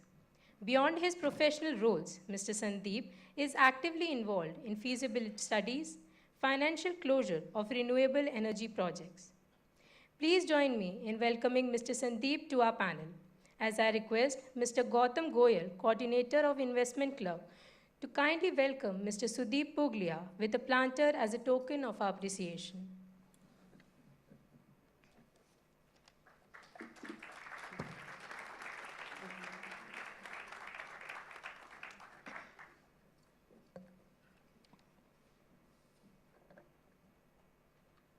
Dr. Indrani Roy Chaudhary. Dr. Indrani Roy Chaudhary is a distinguished professor of economics at Jawaharlal Nehru University, where she specializes in health economics, gender studies, environmental economics, and development economics.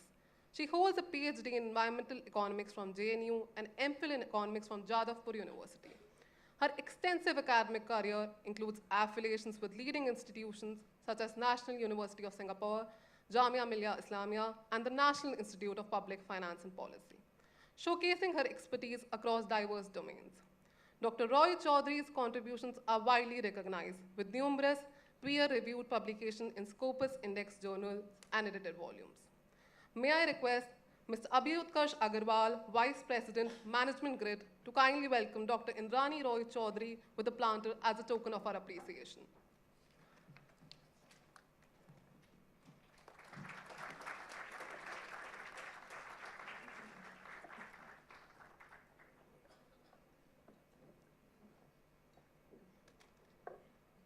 It is our pleasure to introduce our esteemed moderator for today's session, Mr. Amitava Banerjee.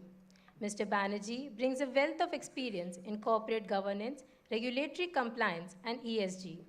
He has held key positions at prominent organizations such as ITC Limited, Moser Bear, and Grant Thornton. As a qualified company secretary and legal expert, Mr. Banerjee possesses a deep understanding of corporate law and regulations. He is a sought-after speaker and academician, regularly contributing to industry publications and teaching at leading institutions. We are confident that Mr. Banerjee's expertise and insightful commentary will elevate our discussion today. Please join me in welcoming Mr. Amitava Banerjee. May I request Mr. Shivesh Tripathi, Treasurer Management Grid, to kindly welcome Mr. Amitava Banerjee with a planter as a token of our appreciation.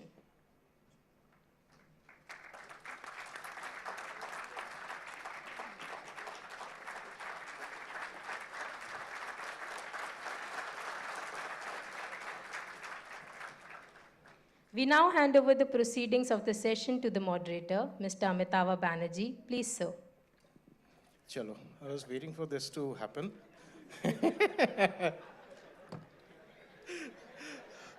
सबने देखा होगा ये ना, I was looking at my watch के obviously I was told 2:15 से start होगा and we are already at 2:30, so please try to bear with us. We are starting late और वो class वाला system यहाँ पे भी prevail होता है कि the earlier you start, the earlier you go, but we are starting late, so we'll go late, but not that much.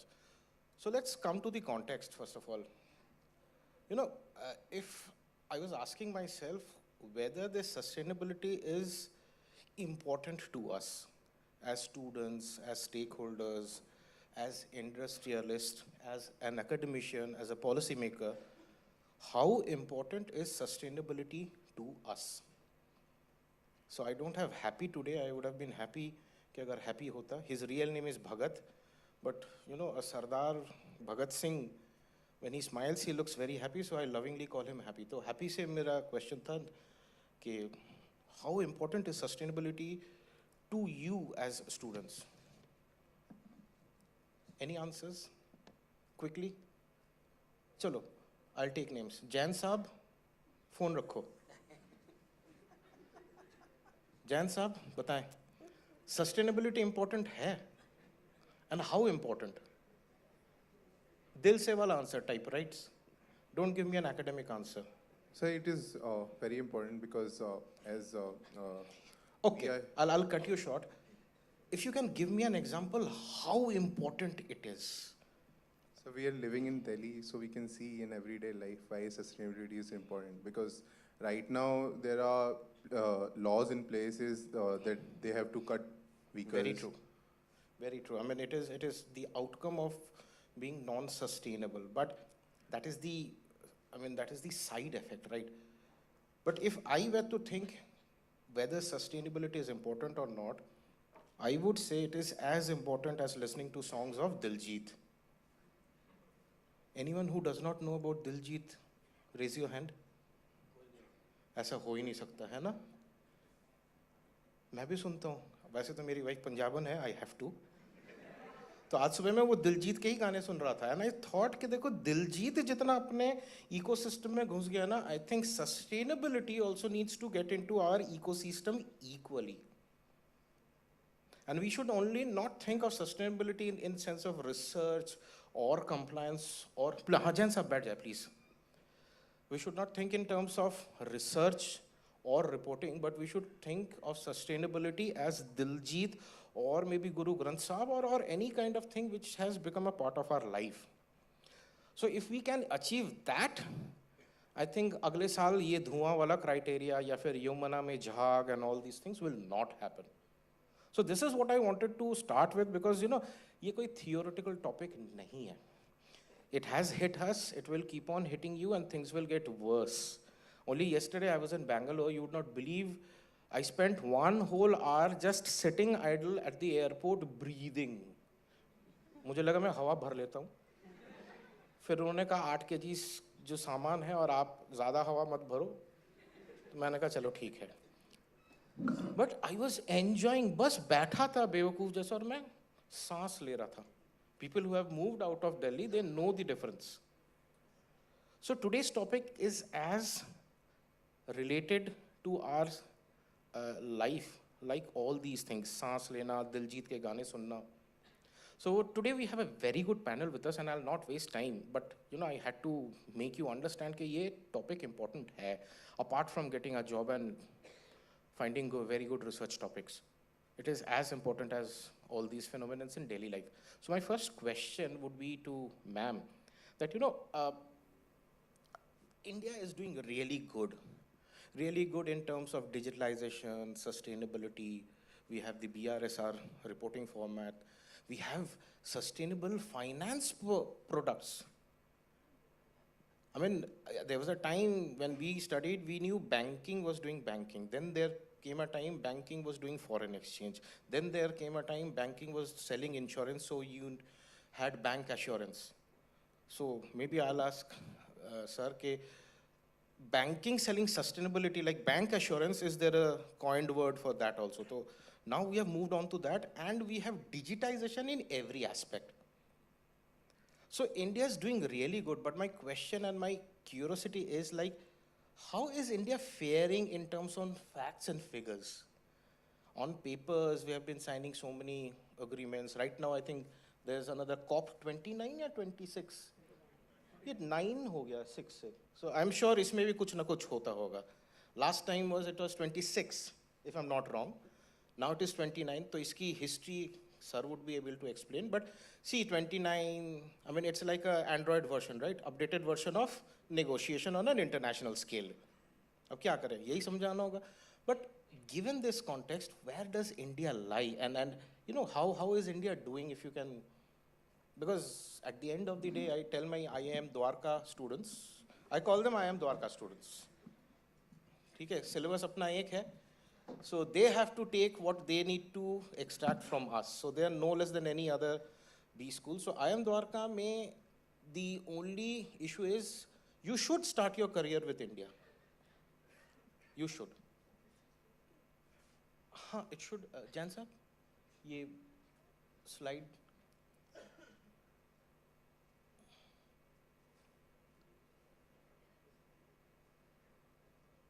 It is working. I think you can move these slides, that will move. नहीं? पीछे में side में कहीं भी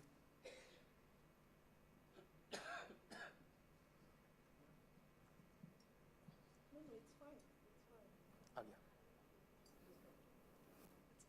हाँ it's come. So a quick view on facts and figures. वैसे भी academicians तो शुरू उसी से करते हैं ना, facts, figures. So let's see, where do we stand in the global scenario? Please, ma'am. Thank you so much. Thank you. Good evening. So it is really a pleasure to be here, and I would like to just extend my heartfelt thanks to Professor Gautam Negi, Professor C.P. Gupta, Professor Banerjee for this invitation. So given that there is a serious time constraint, so I would like to just give you some bullets so that you can understand the status of the digitalization of India as well as vis-a-vis the outside world. So let me just give you, we all know that India has made a remarkable stride in the different phases of globalization, and that too in a very, very short span of time. So some of these things are, say, India stands second in terms of the mobile and the internet network. So far as the users are concerned, it has rolled 5G faster than any other countries. Few countries see the data traffic per smartphone as high as in India. Its digital identity network is among the largest in the world. India also tops the world in terms of the volume of digital transactions and in terms of the export of the ICT services. In the field of the emerging technology, India has become the largest contributor to the global GitHub AI projects, and India ranks third in the number of homegrown unicorns. During the G20 presidency, we all know that India has been highly applauded for its DPIs. DPI is the digital public infrastructures, which basically includes Aadhaar, UPIs, and on. So, because the network, these DPI networks has created a wonder to the outside world in terms of the scaling up of the public service deliveries. So within a fraction of a second, the beneficiaries in the remotest corner of India gets the cash transfers, knows about their vaccinations, like COVID vaccinations. So many things like Ayushman Bharat. You know that now it is with a 14-digit IP number. So the only thing is that one has to scan that and get their access to the public service, public healthcare facilities. Similarly, one can mention that the impressive performance in terms of the various other public services are concerned, especially the cash transfers which are meant for the poor, that is basically the anti-poor projects which are the government of India as well as the state governments have introduced one after another. So apart from that, if you can take the other examples, there are innumerable examples, but I must mention that China in the late 90s, Alibaba, you all must be knowing that it is a e-commerce platform, and it has within a few years, it has become a tough competitor to eBay. So you can understand the kind of digitalization the developing countries are doing, which is in contrast to the traditional trajectories of which the developed countries follows. Let me just give you some numbers. So these are basically, if I tell you that the mobile, in terms of the mobile subscriptions, total, if you take the total global subscriptions, which is 8.36 billion mobile cellular subscriptions worldwide, India's stance is 1.14 billion, whereas it is 1.78 billion for China, and US is far behind, which is 372 million. Similarly, in terms of these digital identity, India has given out over 1.3 billion biometric IDs as on January 8th, 2024. Real-time digital payments, UPI transactions took place in India in the financial year of 22-23.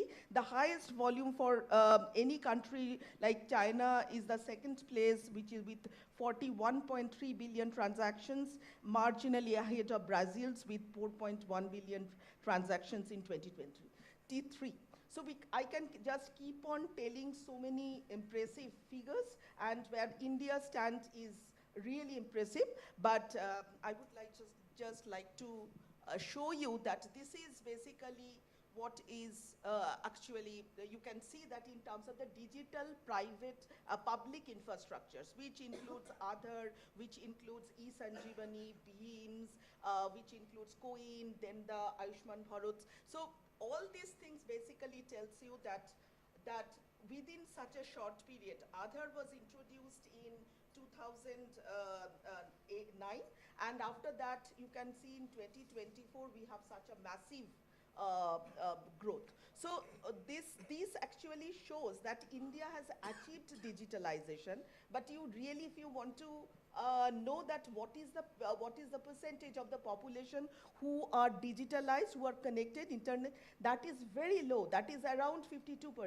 So you can understand that in terms of the number of unconnected people, India is also the topmost. So the unconnected, but India has set an, I'll just stop here. So India has set an example where it can be a highly digitalized economy, but with so much unconnected people. So that delivery in terms of various deliveries. So India has made something which is different in terms of the innovation, in terms of the low cost. I would stop here. But then you have also highlighted one good thing, right?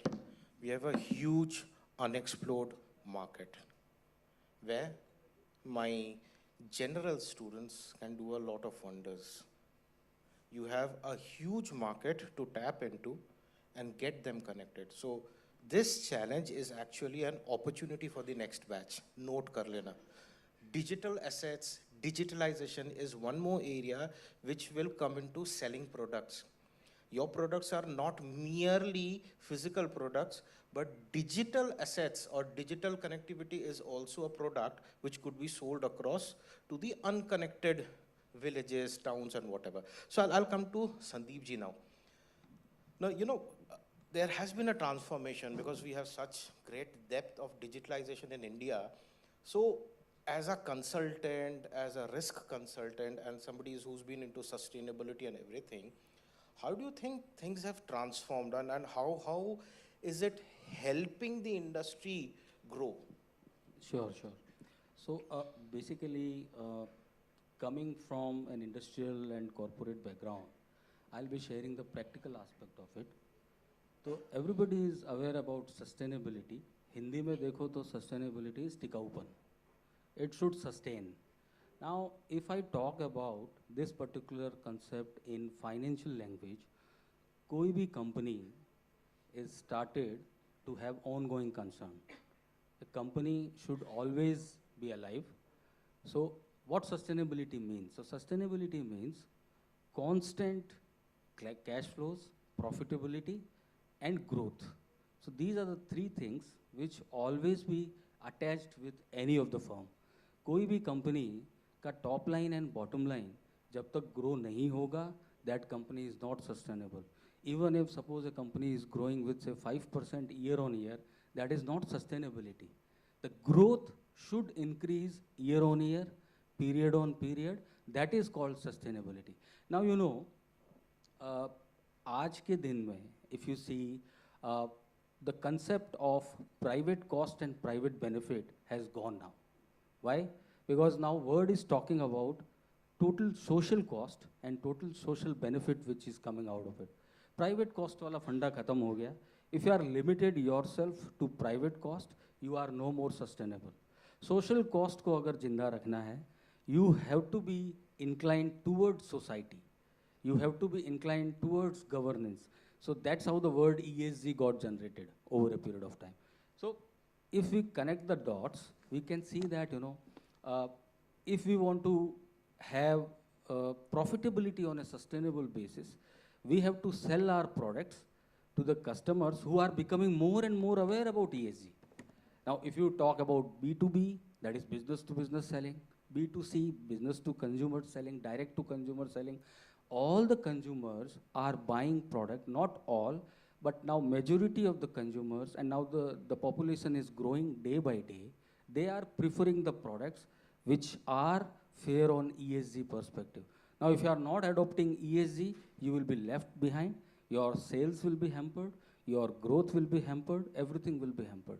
So that's how. Now, just to answer your question, how we bring in this sustainability with digitization, again, I'll be sharing some practical examples which we use during our consulting framework also.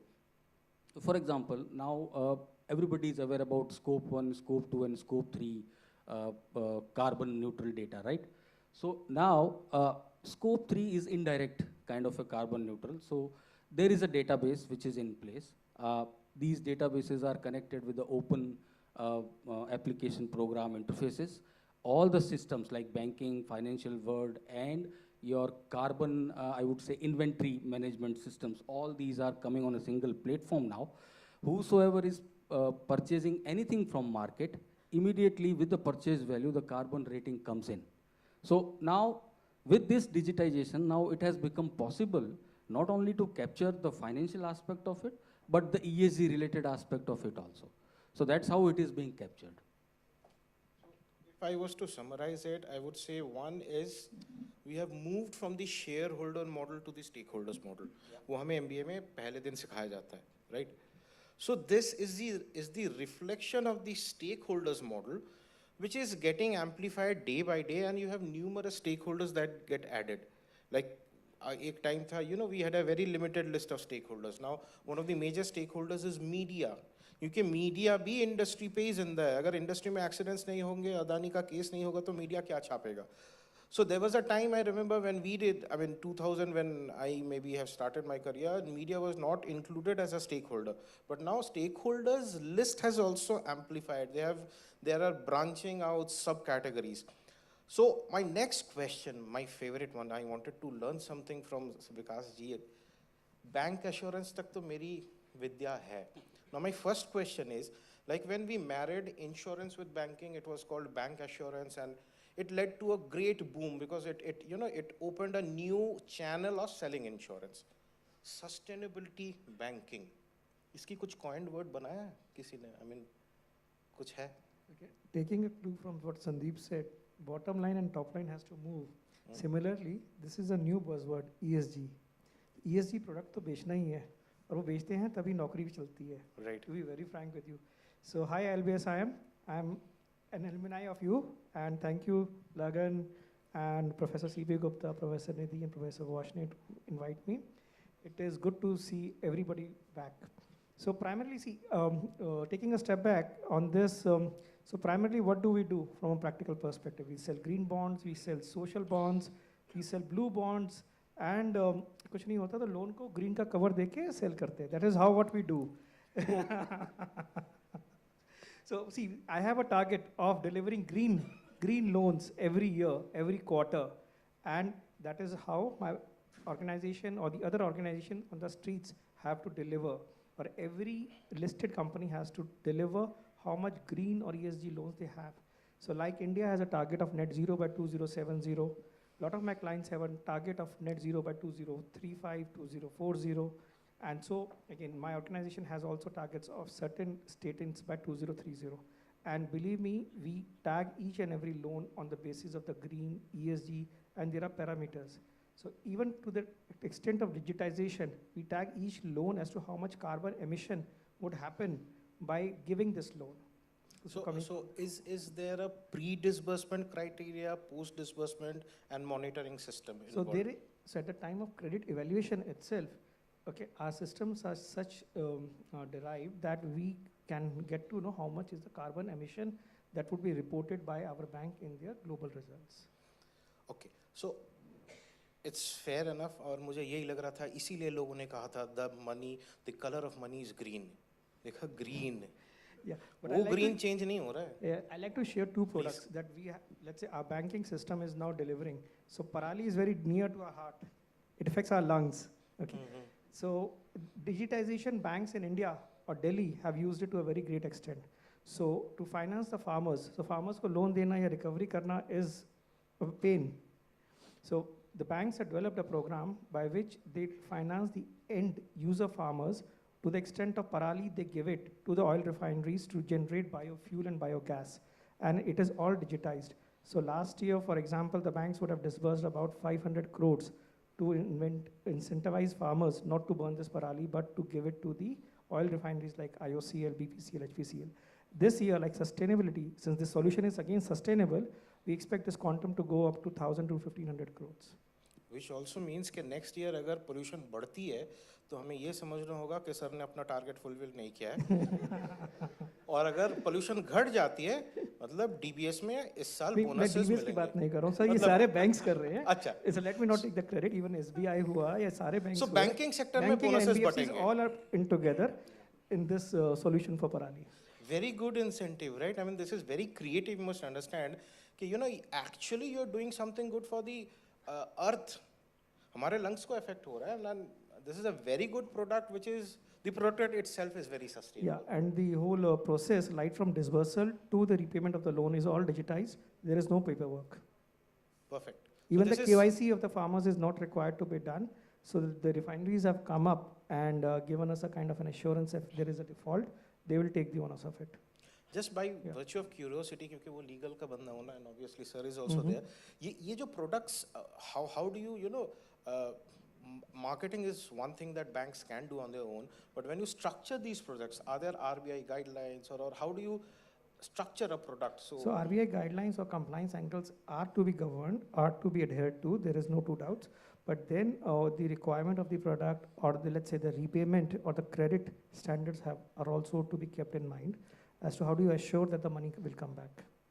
Perfect. So this is a very new avenue which I think most of you should explore. Now coming to sir, obviously he's a part of the regulatory machinery, even policy making. So Government of India, I mean, ma'am has already highlighted so many schemes of Government of India, but if you could, you know, be specific or if you could be sharing some data, obviously not price sensitive data, but data which would be very encouraging. क्योंकि मुझे तो इसमें बहुत अच्छा product भी समझ में आ रहा है. There's a very good market. So something what government is doing, and then it has been planning to move in this direction. See, before I speak on the government initiatives, I will also ask fundamental questions to you people. So the question is, what is the purpose of a business? Can anyone answer?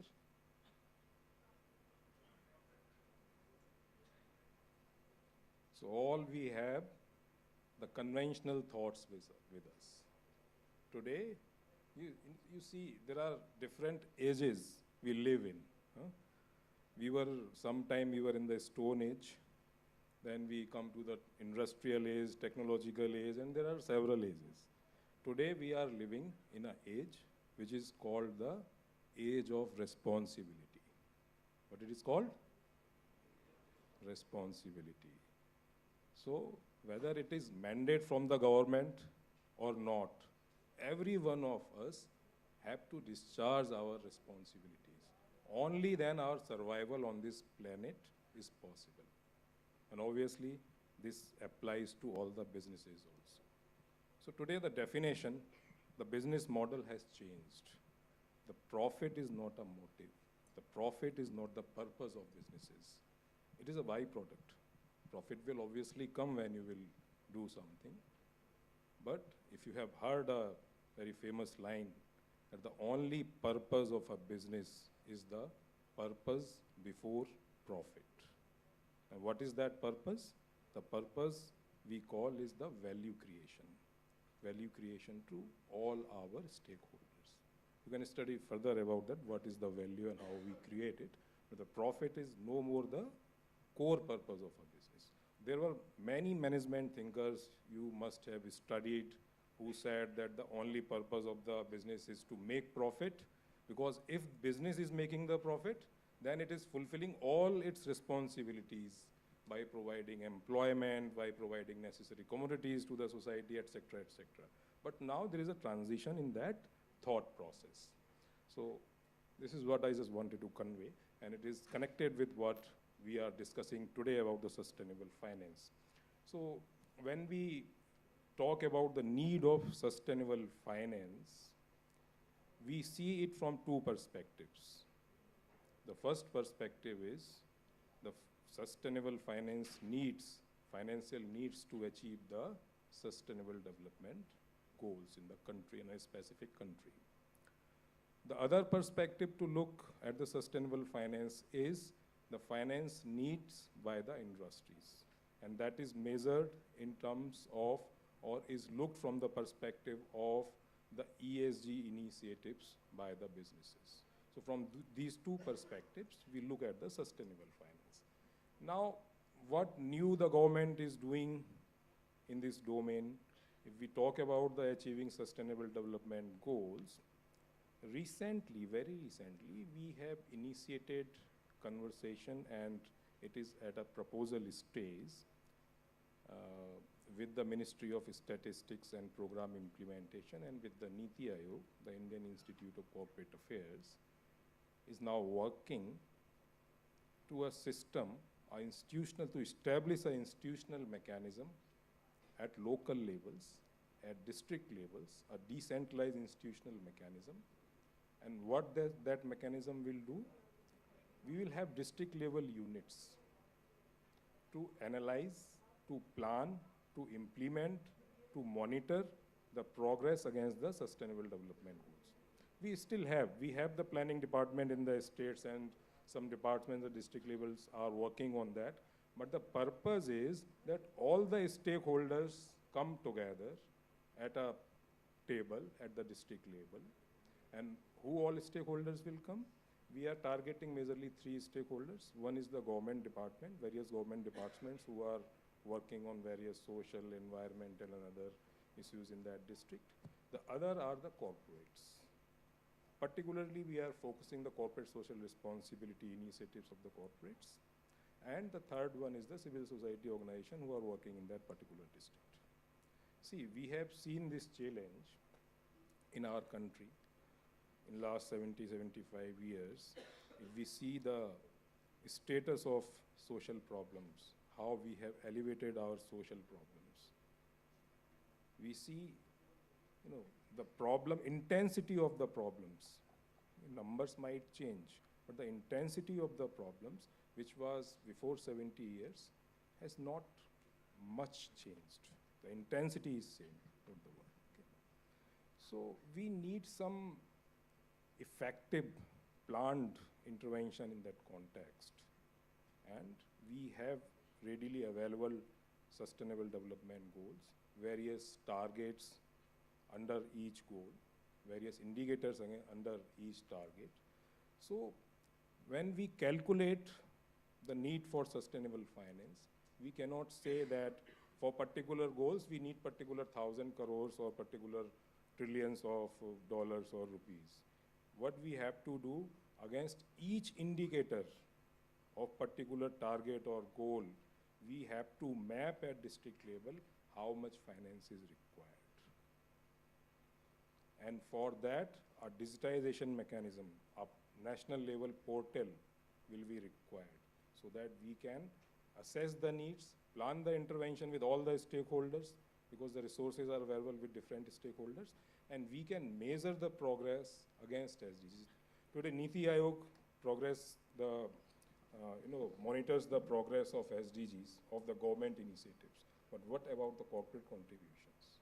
We all know that more than 25,000 crore are invested by the corporates as their corporate social responsibility in a year, and there are several other actors. So just to streamline all this process, these initiatives has been envisaged. When we talk about the other perspective on the sustainable finance, the ESG perspective or the need of sustainable finance in the businesses, there are several initiatives government has taken. We all must be knowing about the business responsibility and sustainability reporting, which has been mandated by SEBI on top 1,000 listed companies in the country. And we must know that the BRSR, this business responsibility and sustainability reporting, is based on the National Guidelines on Responsible Business Conduct, NGRBC, which were launched by the Ministry of Corporate Affairs with the technical support of IICA. And top 1,000 companies are reporting on BRSR. We have recently analyzed the reports of all these top 1,000 companies, and we have also launched one portal which is available on our website where we can see the data of all these 1,000 companies on IICA's website. Perfect. So, there is one observation that I have, and we don't have our director right now here, but I think we have senior professors here. You're talking of the stakeholders, right? One is the corporate, the other is the civil society. Why are you not including academic institutions? JNU campus. You are bound by SDGs. LBSIM is doing rainwater harvesting. Bhaiya, hum bhi to carbon contribute kar rahe ho, hame kyun chhod rahe ho? So that is only a humble submission. Don't take it otherwise. But I think academia as an institution, I have supporters, right, sir? अगर Reliance है, Reliance की जो foundation है, if Reliance is saving carbon footprint, I think Dhirubhai Ambani School and even hospitals, they are also doing a lot of work on SDG. See, you have to increase the sample area, तो आपकी impact बढ़ेगी. So it is only a humble submission that I think maybe we could and we should include academic institutions contribution and maybe even hospitals. I don't know, hospitals are maybe covered under corporate. See, so because we are discussing the finances, so these three actors will give the finances. If academic institutions are giving finances, then these... अच्छा, so आप हमसे काम भी कराओगे और पैसे भी लोगे? ये मॉडल है.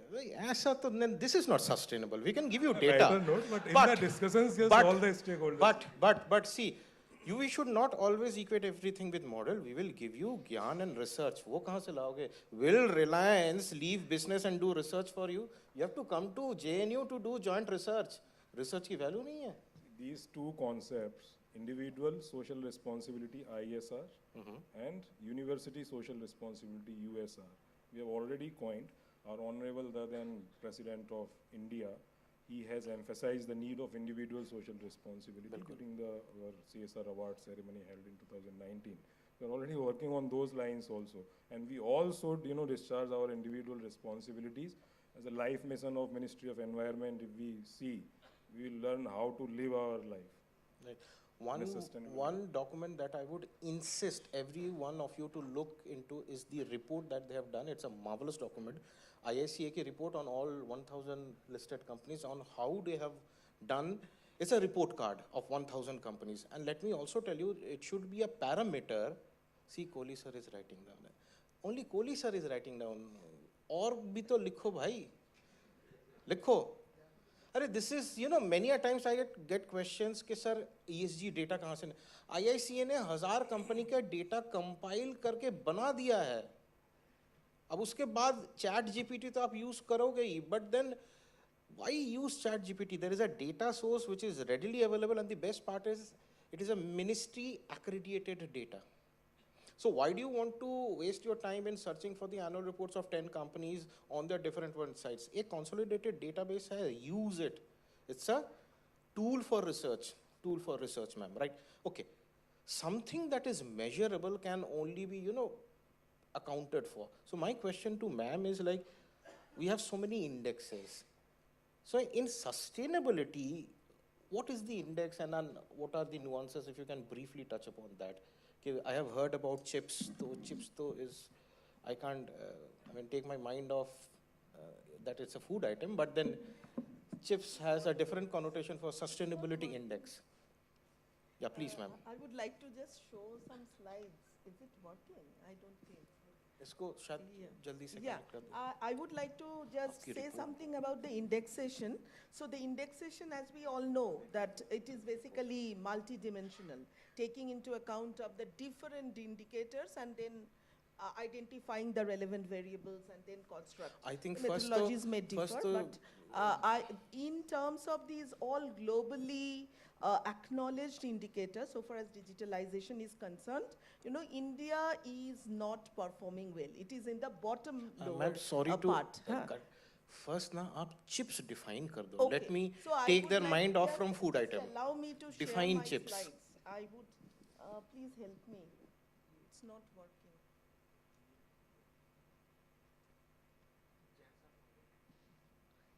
Yeah, this is working now.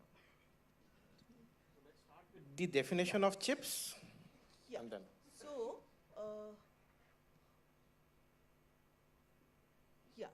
So you can see this is basically the framework. So the framework basically says that it has taken into account of many, CHIPS basically says that C stands for the connect, H stands for harness, I stands for innovation, and then P stands for the protection, and S stands for the sustainability. So these are basically the pillars, and then based on these pillars, they also have identified 16 sub-pillars. Like in the connect kind of pillars, they have 3 sub-pillars. Similarly, in case of the harness, they have identified 5 sub-pillars. So total 16 sub-pillars, and from each of these sub-pillars, they also have identified some variables. So 50 variables made the index, and it is the recent index which is published from the ICRIER 2024. And this basically has actually tried to solve the shortcomings of various well-standard global index where the India is faring not very poorly. So the reason being that the India's poor performance is actually the way, the traditional way of the definition of digitalization is different. That means here, when these indexes were constructed 2-3 decades back, that time the digitalizations actually means connection to the internet, especially the fixed broadband connections. So, but when you take the developing countries into account, they face severe infrastructure resource constraints. So they cannot take the trajectory which the developed countries take. So what they have done some various low-cost, innovative measures, and that basically helped them to achieve many things, which India is one of the glaring examples. And then this CHIP index actually, what they did, because the earlier index actually looked at the percentage of the people connected, then there are a lot of things which are adjusted with the per capita GDP. So when India being a developing country, obviously we have lesser per capita GDP as compared to many developed countries. Similarly, in terms of the internet, access, we are not as good as the developed countries. As I said, that it is only 52%, whereas if you take the global average, which is 66%. So we fared badly because of those things. So the CHIP actually has taken care of these things, and they made the index, which you can see now that how India is faring in terms of the overall CHIP overall score. So it is basically India stands in terms of the digitalization is third, just next after US and China. And many of the developed countries you can see are after that. And then if you take all these pillars, connect and the harness, these 2 pillars India really did well, because they don't take into account of the per capita or the average proportion of the connectivity. They basically take the total, the physical numbers, the absolute number of connectivity. So which is because it is a network industry. Network industry means it has a huge positive externalities and huge scale effects. So the household, a poor household having one smartphone means that the household can accrue many of the benefits which can be accessed through that smartphone. So that basically is the advantage of a network-based technology. So in terms of the connections and the harness, you can see that India is faring pretty well, and which is contributing, and India's overall contribution, if you take the scores, where US score is 65, whereas China's score is 62, but India's score is around 29, whereas which is little behind the two foremost performers. But in terms of this connectivity and the harness, India has really done well. But if you take the other pillars, which is the innovation pillars, there also India's performance is very satisfactory. But I must say that the sustainability, as three of our experts are saying, in terms of the sustainability and in terms of the performance indicators, many of the indicators India is still to achieve. So some of these indicators, if you ask me, I'll throw these. Just because time. Okay. Okay. But still, I'll ask you a question out of curiosity. If you can go back to the slide, that positioning. Yeah. Not the earlier slide, in which you have shown how India is positioned, second position, third position. This is the, that has changed. Yeah. My specific question, right? First is overall to chhod dete, will not be a connect mein. Who are the, connect mein, I think the government is primarily to be given credit to get that score. India given a population of 1.4 billion. So it is the subscribers base. Physical numbers. Okay. It exceeds many of the countries. So I showed you in terms of the digital connections, if you take just by the numbers. So I'll reframe my question.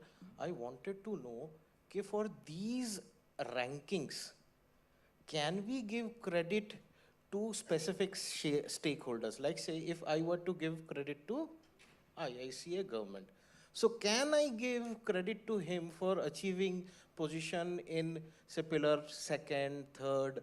So how my specific question is, like say academia, like say innovate, right? So innovate me, I can take some kind of credit, because innovation would mean research would mean patent, it may be some theoretical research, it could be something done by you. So we both are taking credit for the ranking that India has received. Similarly, for innovate, who are the stakeholders that have contributed? That is more important for me to understand. And I think that is what we are also looking. Okay, India ko to second ranking mili hai, but my question is, second ranking mein contributors kaun hai? So you can, if you go through that innovation, so these are basically the artificial intelligence, the sub-pillars, infrastructure and the startups, and then the emerging technologies. So here it's a mixed response. It's not the government alone, but a lot of credit must go to the private sectors as well. So it's a combined effort, But I then must say. I think unless the government brings in the scope, we will not be able to perform. So they are setting the... Definitely. So it's a combined... But the coordination, as Dr. Raj has said, that Dr. Ravi has said, that the coordination is very important, and the data transportations, like the digitalizations, actually the beauty of this is that the coordination is now much easier. So sum up, I think we are doing fairly well. Aisa nahi hai. Second position, third position, immediately after China, I was expecting a top 10 mein ho jaye to chalega, right? But we are in top 5. So that also gives us the impetus to be the top. Third pe hai, to top mein pahunchna, I don't think it will be too much for us to ask or even aspire. But again, I must just caution you, that this is more of a data jugglery to a certain extent. Whether you would like to take the absolute number or whether you like to take the average number, the relative numbers. So that basically makes lot of difference in terms of the scores. So if you take, this is the cheap score, which is in terms of the user. But if you take it in terms of the economy, slightly different in terms of that say they have taken the per capita in terms of the affordability. We are doing very well because we have made internet access so cheap. So, but when you take, adjust it with the purchasing power parity and then adjust it with our GDP, then it becomes not that cheap. In comparison to the Western world, we are doing a very cheap business. So as per accounting, ma'am. So how you interpret things obviously depends upon the academia, the government, the corporates. So I'll mellow it down to our balance sheet language, approximation issues. Approximated to the nearest value. Even then, I must say that if you, whichever way you like to take, that if you take the scoring from the perspective of the economy, like in that case, India's performance is not that bad, even after these adjustments. Exactly. It is coming 12th in terms of the, so many of the developed countries are behind India. So it's not that we should underscore our performance. Right? अच्छे दिन आने वाले थे, अब वो आ चुके हैं. Now my quick question to sir is, so see, you have such a big canvas. हमारे time पे तो पता ही नहीं था. We did not have subject options. We did not have internet. I mean, ठीक है, मैं ज़्यादा बुढ़ा नहीं हूँ. I mean, I graduated in 1999, but then 1999 and 2000 में बहुत change हो गया. We had that Y2K issue. हमें लगता था computer खत्म हो जाएगा, but it regenerated. But now you have access to everything. So my question to Sandeep ji is, see, you have such a wide canvas. And the best part is India is growing, which means we have a lot of challenges. That also translates, we have equal opportunities to explore. जब challenge ही नहीं होगा, बीमारी नहीं होगा बंदा, तो doctor कहाँ दुकान लेके जाएगा? अगर लड़ाई झगड़े क्राइम खत्म होगी तो हम वकील कहाँ जाएंगे? तो मैं तो चाहते रहता हूँ कि अंधेरा कायम रहे. अदानी का केस आया, I got a new case law for my next CG session in IIT Nagpur. मैंने कहा ये आ गया. Last time we did Adani Hindenburg report, you remember? उसके बाद आई वाज एक्सपेक्टिंग कि सेबी चीफ के अगेंस्ट कुछ मिलेगा, नहीं मिला. आई वाज जस्ट थिंकिंग अब मैं IIT नागपुर में क्या पढ़ाऊंगा? आ गया ना अदानी का, पूरी बैलेंस शीट एनालाइज करो, गवर्नमेंट को देखो, इसको देखो, all stakeholders. I have given it, पढ़ो. It's a 53 pages judgment, US से आया, मिल गया मुझे केस लॉ. तो you need all these things. So my specific question to Sandeep ji is कि what do you think our future managers should look at? I mean, what skills they should have to grasp the opportunities, or सीधा how to encash on these opportunities? Sure. So sir, basically we have discussed quite a length. Ma'am also highlighted many critical, crucial issues. Now, just to bring it down to the basics, so digitization का मतलब है transparency with protection. So this is what the digitization is. Like, there are so many jargons, for digitization, this, that, Gen AI, falana, dhimkana, there are so many words for it. But principally, digitization is connectivity or transparency with the protection. Protection here is cyber security. So basically, these are the two key issues which will have a potential to grow, which already have a potential to grow. Now, for example, as an industry, I am from, say, insurance underwriting or, say, insurance business or merger acquisition. So basically, you see that we face a lot of problem in finding a proper ESG score for any of the corporate. This is the key problem area.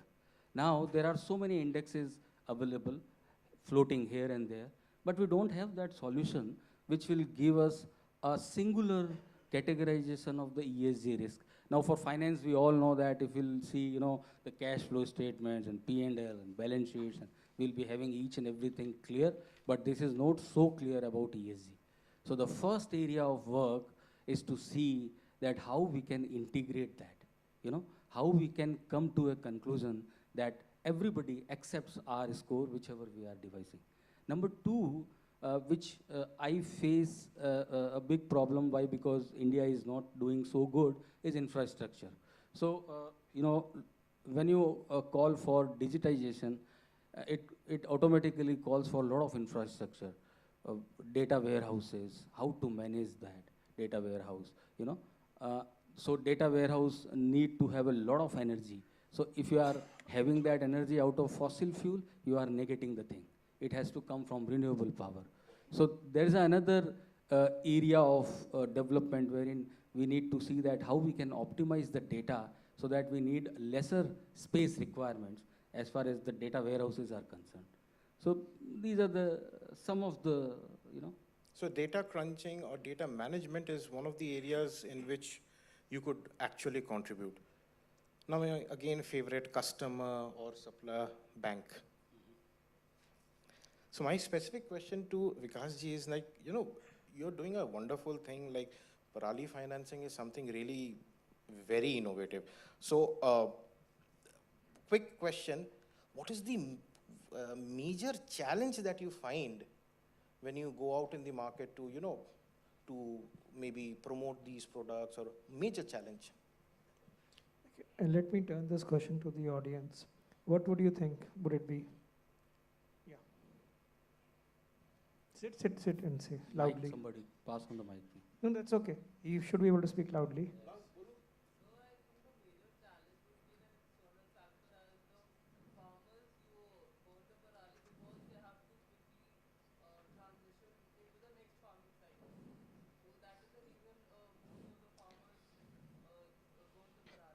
Okay. See, I believe the question is why or what as a bank or as an industry, what is the challenge that they are not adopting these ESG practices at a very fast go?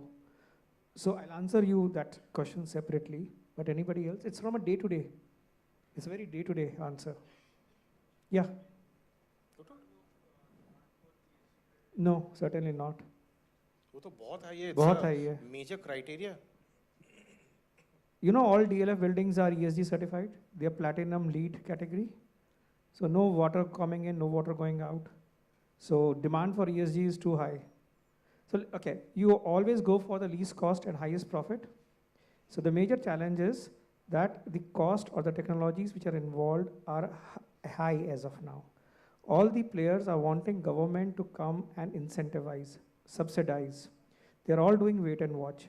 The test case being green hydrogen. We all know that green hydrogen is good, but none of these large corporates are investing money on a commercial scale. They're all waiting when government of India will come and subsidize this product. So primarily, cost subsidization is an issue. And secondly, the issue is they all believe it's a new technology. And in the years to come, the cost will come down. So they're all waiting and watching for the cost to come down to adopt the new ESG techniques. Okay, so obviously Indian mentality of sasta or tikau honi chahiye, but you have to give it some time to become sasta and tikau. Mobile, I remember, was a very costly affair 10 years back. अब तो 2000 में भी mobile मिलते हैं या 500 रुपए में हमारा काम चल जाता है. So you need time. To wrap up, again coming back to Sir, like now, like we have shared the model in which you're going to map the last person who's going to use this sustainability and everything. Keep in mind academia's contribution also. So just to wrap up, how do you think the government would be looking at, or is the government looking at dealing with these challenges like this? When you're trying to sell a product like this, which has a very, very sustainable impression on the society, apart from RBI or whatever, how do you think the government is, or is there something that which could be used, or a platform wherein we could use and integrate users to even educate them? See, the first challenge in India we face is that we lack the Indian standards on sustainability or ESG. We do not have an Indian index, Indian rating system, full-fledged rating system yet. So we have to work on all these parameters. BRSR fulfills somehow a reporting parameter on sustainability, but this is for top 1,000 companies only. So we have to create a system where all the businesses are covered into that. NGRVC is a voluntary kind of guideline which businesses may follow, but a system of adoption, reporting, index, and rating. So this is needed, in which government has some plans to work, and government should work on these aspects. And you would also need researchers to work on these aspects? Yes, obviously. This is my recommendation to the students also. If they are interested in conducting the research or writing the research papers, write the research papers on how the Indian government should come up with the Indian ESG rating system, index, reporting, etc. Perfect. So I am going to end it, but एक question होता है ना कि the last. So as a risk professional, because I've seen your portfolio, as a risk professional, one last word of advice to my students and even academia as to how we could, contribute to this emerging and everlasting area? क्योंकि मुझे लगता है जब तक पृथ्वी है, sustainability चलेगी. So there will never be a downfall in sustainability. So some words of wisdom. So as sir highlighted a very valid point, I'll catch up from there, green hydrogen, right? So now, if we want to make green hydrogen sustainable, it has to be first risk-free. There should not be any loss events with the, whatever projects which are going on, because see, insurance companies will be quite wary to not to insure those things. If the insurance companies are not insuring, lenders will not proceed for finance, right? So suppose 1,000 crore worth of project, premium may be just 10 crores, right? 15 crores. But that 15 crore is so important that that 1,000 crore will never be invested if the insurance companies are not coming up front. So now, the good thing is to, make the risk insurable enough. That is the first and foremost thing. Now, how to make it insurable enough? As I highlighted earlier, we need to find out or devise a mechanism, which sir also mentioned, some standard, ESG standard, which will finally jot down or bring down the real effect of risk for that particular project, so that lenders will loan easily, and the project will go ahead for the betterment of country and for the betterment of world. Perfect. So I think that But I would add that without research, just the mechanical way of doing indexation won't help. We are hampering because of that only, ma'am. So that's what I'm telling. We have to find out a way out with the help of course, research. That will jot down a clear-cut strategy that this is how we will be going and publishing our ESG score, and it will be unilaterally acceptable for all, be it insurance companies, be it lenders, whatsoever. Perfect. See, that is how we integrate. Now, sustainability is not a subject. Even we have to sustainable. We have to be sustainable for each other. If he needs data, we do the research. And it has to be put to the market to test its feasibility. So it's all integrated. Last question to Vikas sir is, it's not related to these things. Where can students read about sustainable products? Like you talked about green bonds. Some site you must also be browsing, right? What site? Certainly, to be very frank, we do not browse. So primarily in-house research team is there, like ma'am, there are learned economists and who comes with a feed every week. Oh, matlab, she can take sessions in DBS also? Yes, certainly. So every week from our research team in Singapore, we get feeds as to what are the latest standards, guidelines, and we do. So I think we can then also come in as an institution to teach you on sustainability. I can teach you all legal aspects of ESG. Most welcome. And but yeah, having said that, there are courses which my friends have recently done from from Oxford and Harvard. So they offer certificates and diploma courses specifically on ESG, and which can be let's say tracked and get certification. And these are really helpful because not only on the lender side, but all in the Indian corporates and the overseas corporates, there's a large demand for the ESG certified professionals as to guide their internal policies and run them through the what kind of a lending solution or structured solutions they have to do from that perspective. Just to, add on to it, apart from Harvard and Oxford, obviously, हमें पता है कि GBP के क्या rate चल रही है. नहीं sir, ये online होते हैं. These are online courses and not very expensive. Paid, na? But not very expensive. कितना लगता है? Sir, मैं check करूँगा. But should not be very expensive because a lot of colleagues are doing from that perspective. But it's very helpful because you have to understand, unless you understand the global scenario, it's very difficult to be comparable in terms of knowledge. Just to highlight, IICA also conducts a course on ESG, and it's a very good course. 2 lakh के आसपास लगती है. 2 lakh के आसपास लगती है. They also call me for lectures.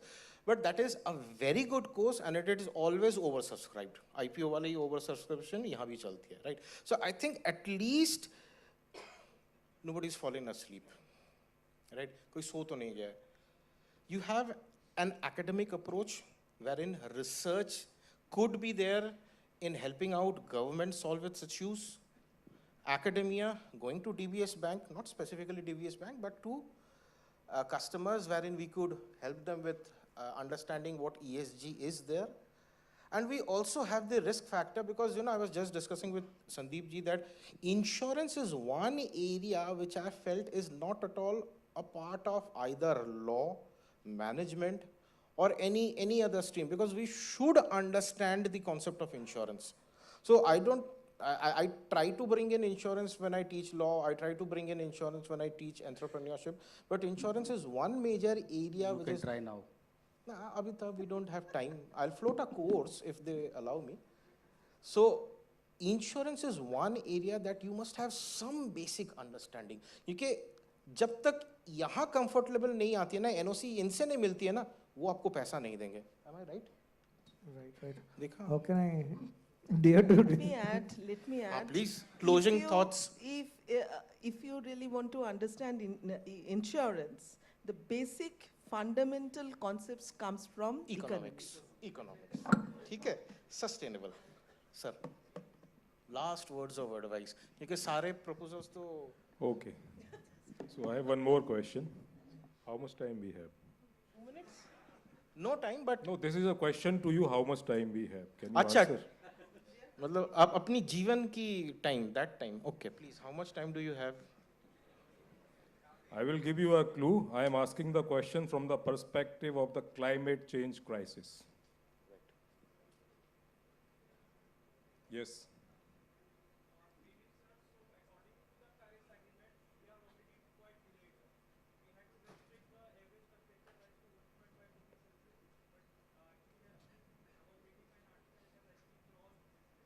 So if we act according to that agreement, or we do not act according to agreement, how much time we have to survive on this planet? 10 साल, 20 साल. 2030? नहीं, इतनी जल्दी हम थोड़े ना... मतलब... Okay. Sir 6 साल जिएंगे, नहीं. No, that is fine because we cannot live a normal life beyond that. There will be several problems in life. There are various research studies. Please. Listen. There are various research studies who have predicted that if we do not act now, the climate is changing, and if we do not do anything, then we have maximum 300 years with this. So, if you think about your next generation. Sir, another thing to it. We, in insurance, we normally do the natural calamity indexing, wherein we say concept of return period, right? So we say this event can happen 500-year return period, but it doesn't mean that it will come in 500 years. Yeah, that's true. If we are acting today, the probability of coming that event tomorrow is also there. However, it is much less. So but it my can purpose of saying this or asking was there is a crisis. There is a biggest crisis of the existence we are facing today. And the crisis is the climate crisis. The crisis is the scarcity of the natural resources. The crisis is of social inequalities. So these three are the most important, biggest crisis of the existence today we are facing. And to overcome these crises is the core objective of the sustainability. So thank you, sir. I mean, thank you for giving us some kind of target. Because unless we have measurable targets, ठीक है 300 साल तो नहीं, but then I was happy with 300 years, but then he's put a rider. It may happen tomorrow. Now, after the crisis, what is the solution? You tell me what is the solution, quickly. Quickly, because to achieve the sustainability goals, we need finances, and the sustainable finance is only solution. That's it.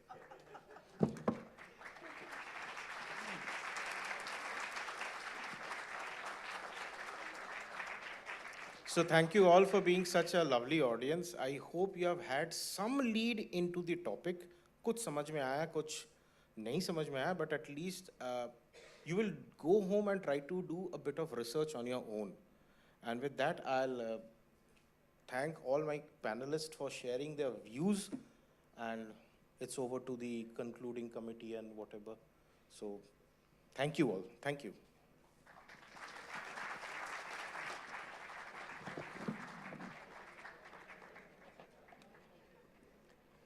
We would like to thank you all for your active participation in today's session. We hope you found the insights shared today both informative and inspiring. Remember, financial success is a journey, not a destination. By continuous learning, adapting, and applying financial strategies, you can achieve your long-term financial goals. We encourage you to keep exploring and implementing these principles to secure a prosperous future. May I now invite Dr. Pankaj Vashne to present a memento to our esteemed panelist, Mr. Vikas Om Sahai, as a token of our gratitude. So, please.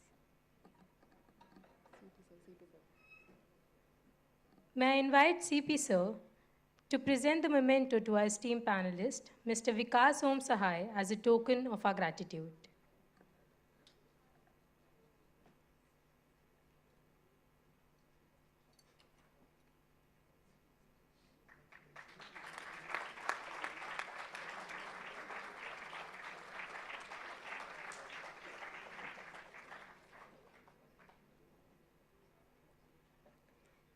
May I now invite Dr. Swarnjit Arora to present a memento to our esteemed panelist, Dr. Ravi Raj Atre, as a token of our gratitude.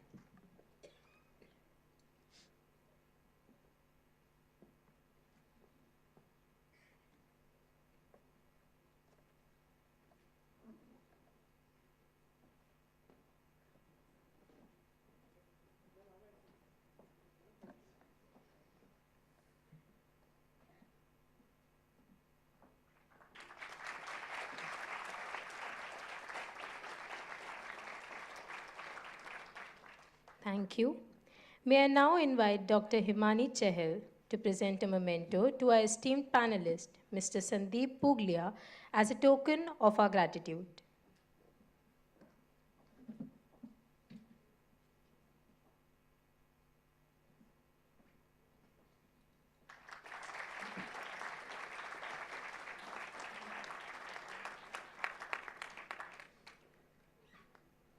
Thank you. May I now invite Dr. Roshni Garg to present a memento to our esteemed panelist, Dr. Indrani Roy Chaudhary, as a token of our gratitude.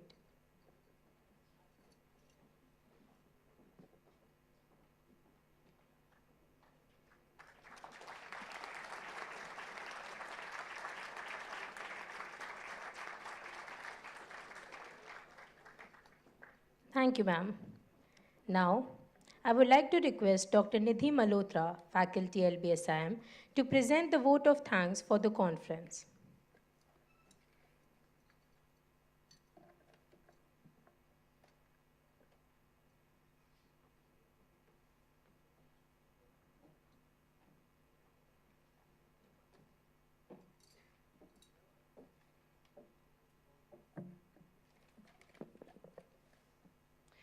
Good afternoon, everyone. At the outset, I would like to express my heartfelt gratitude to all the dignitaries present on the dais for accepting the invitation and sparing their time to be a part of this conference.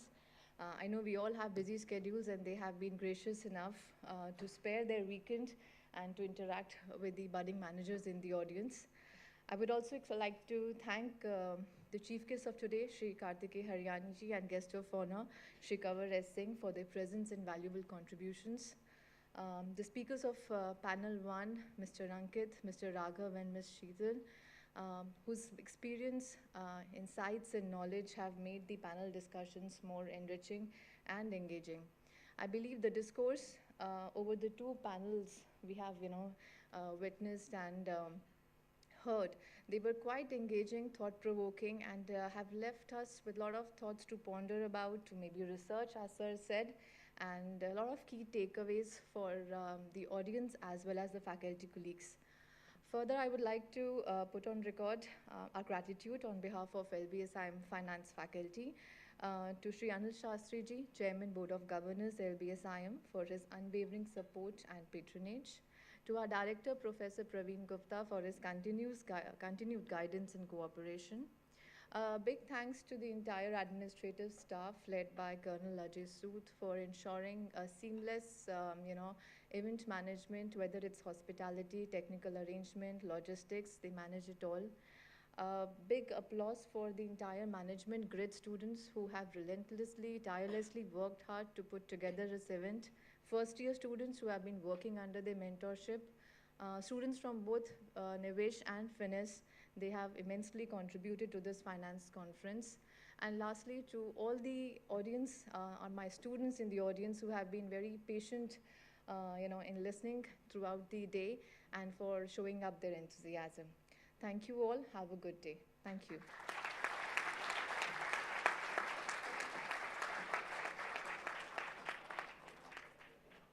I now request all the panelists to kindly pose for a group photograph.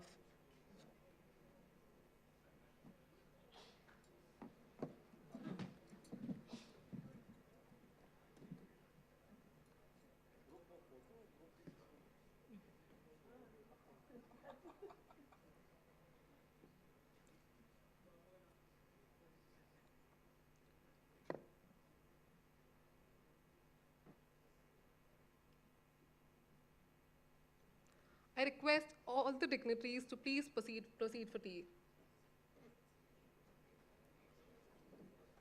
We humbly request others to remain seated until the dignitaries leave the hall.